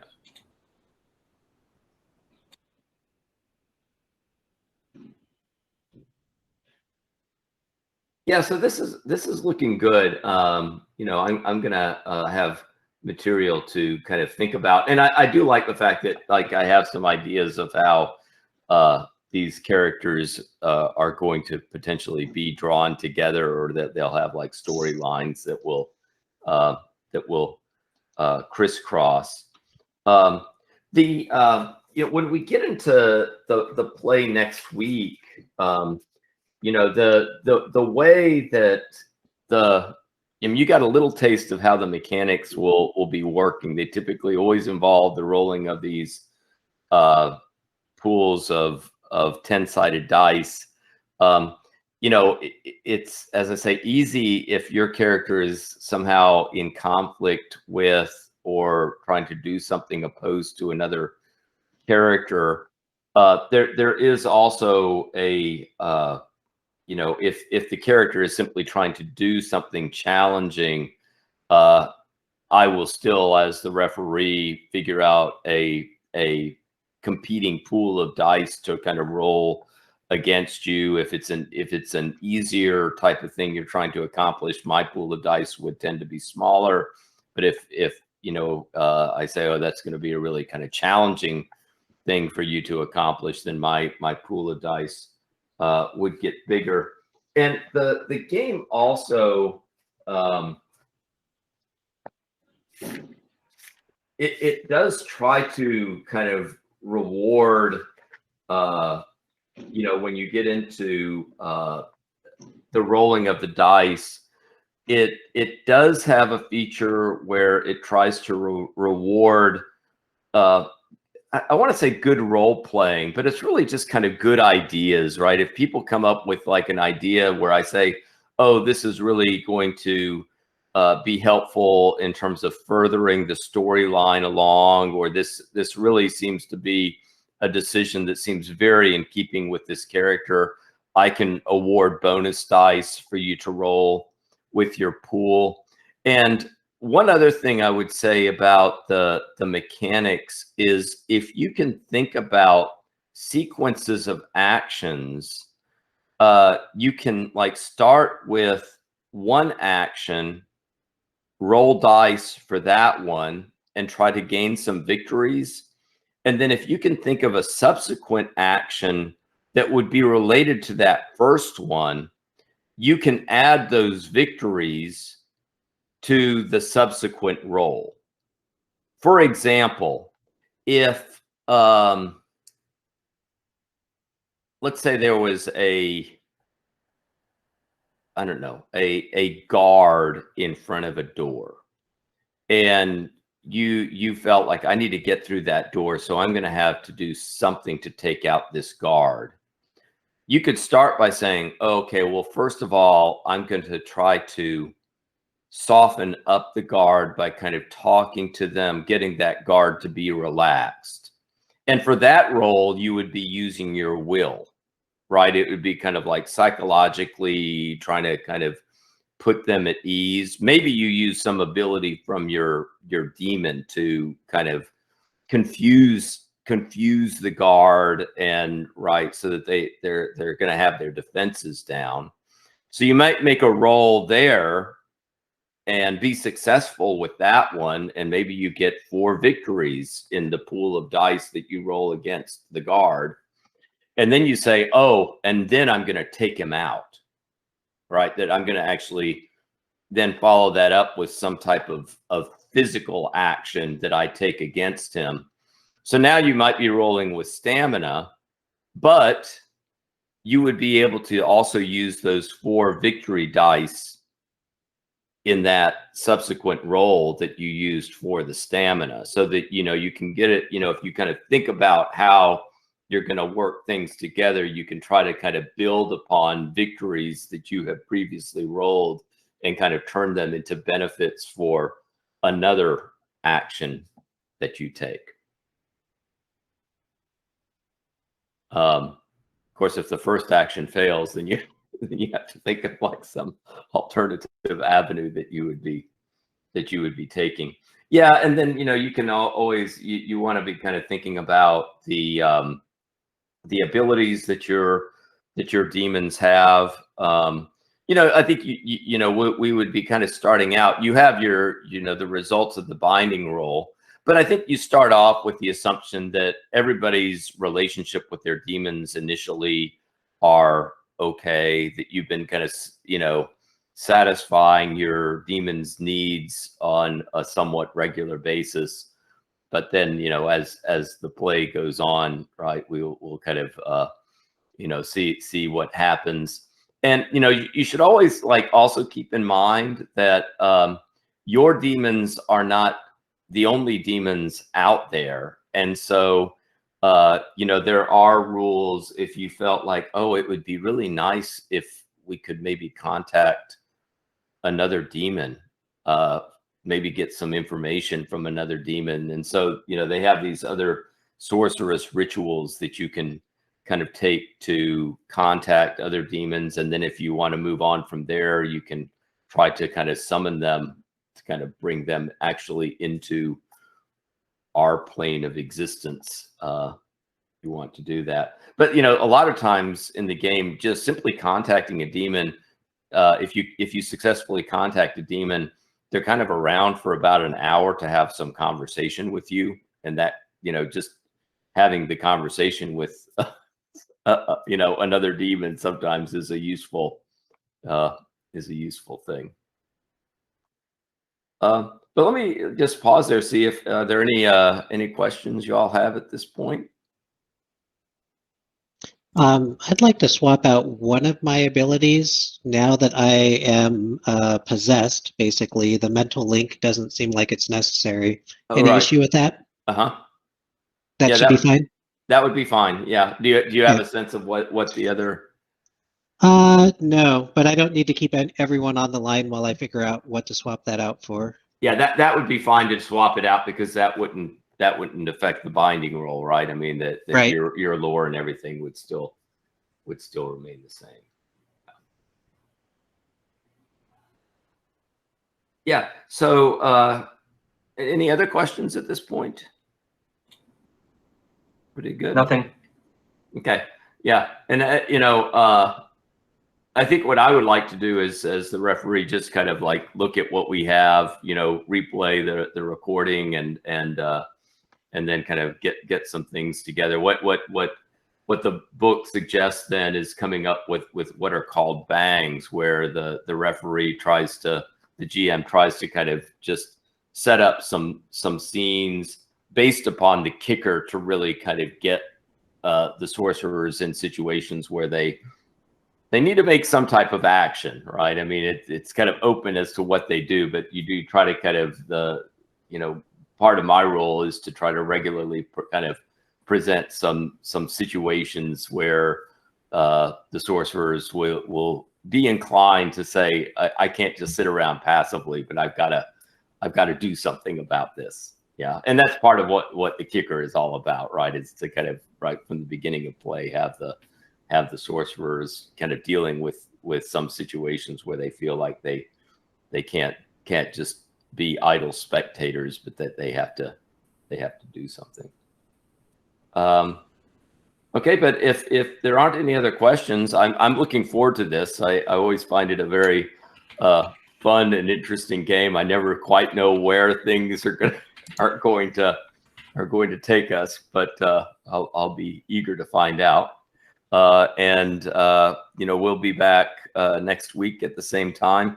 Is everybody okay if I post the recording? Yep. Yes. Okay. Yep. Very good. Then I'll try in the coming week as I make notes based on the recording also to kind of put that out there.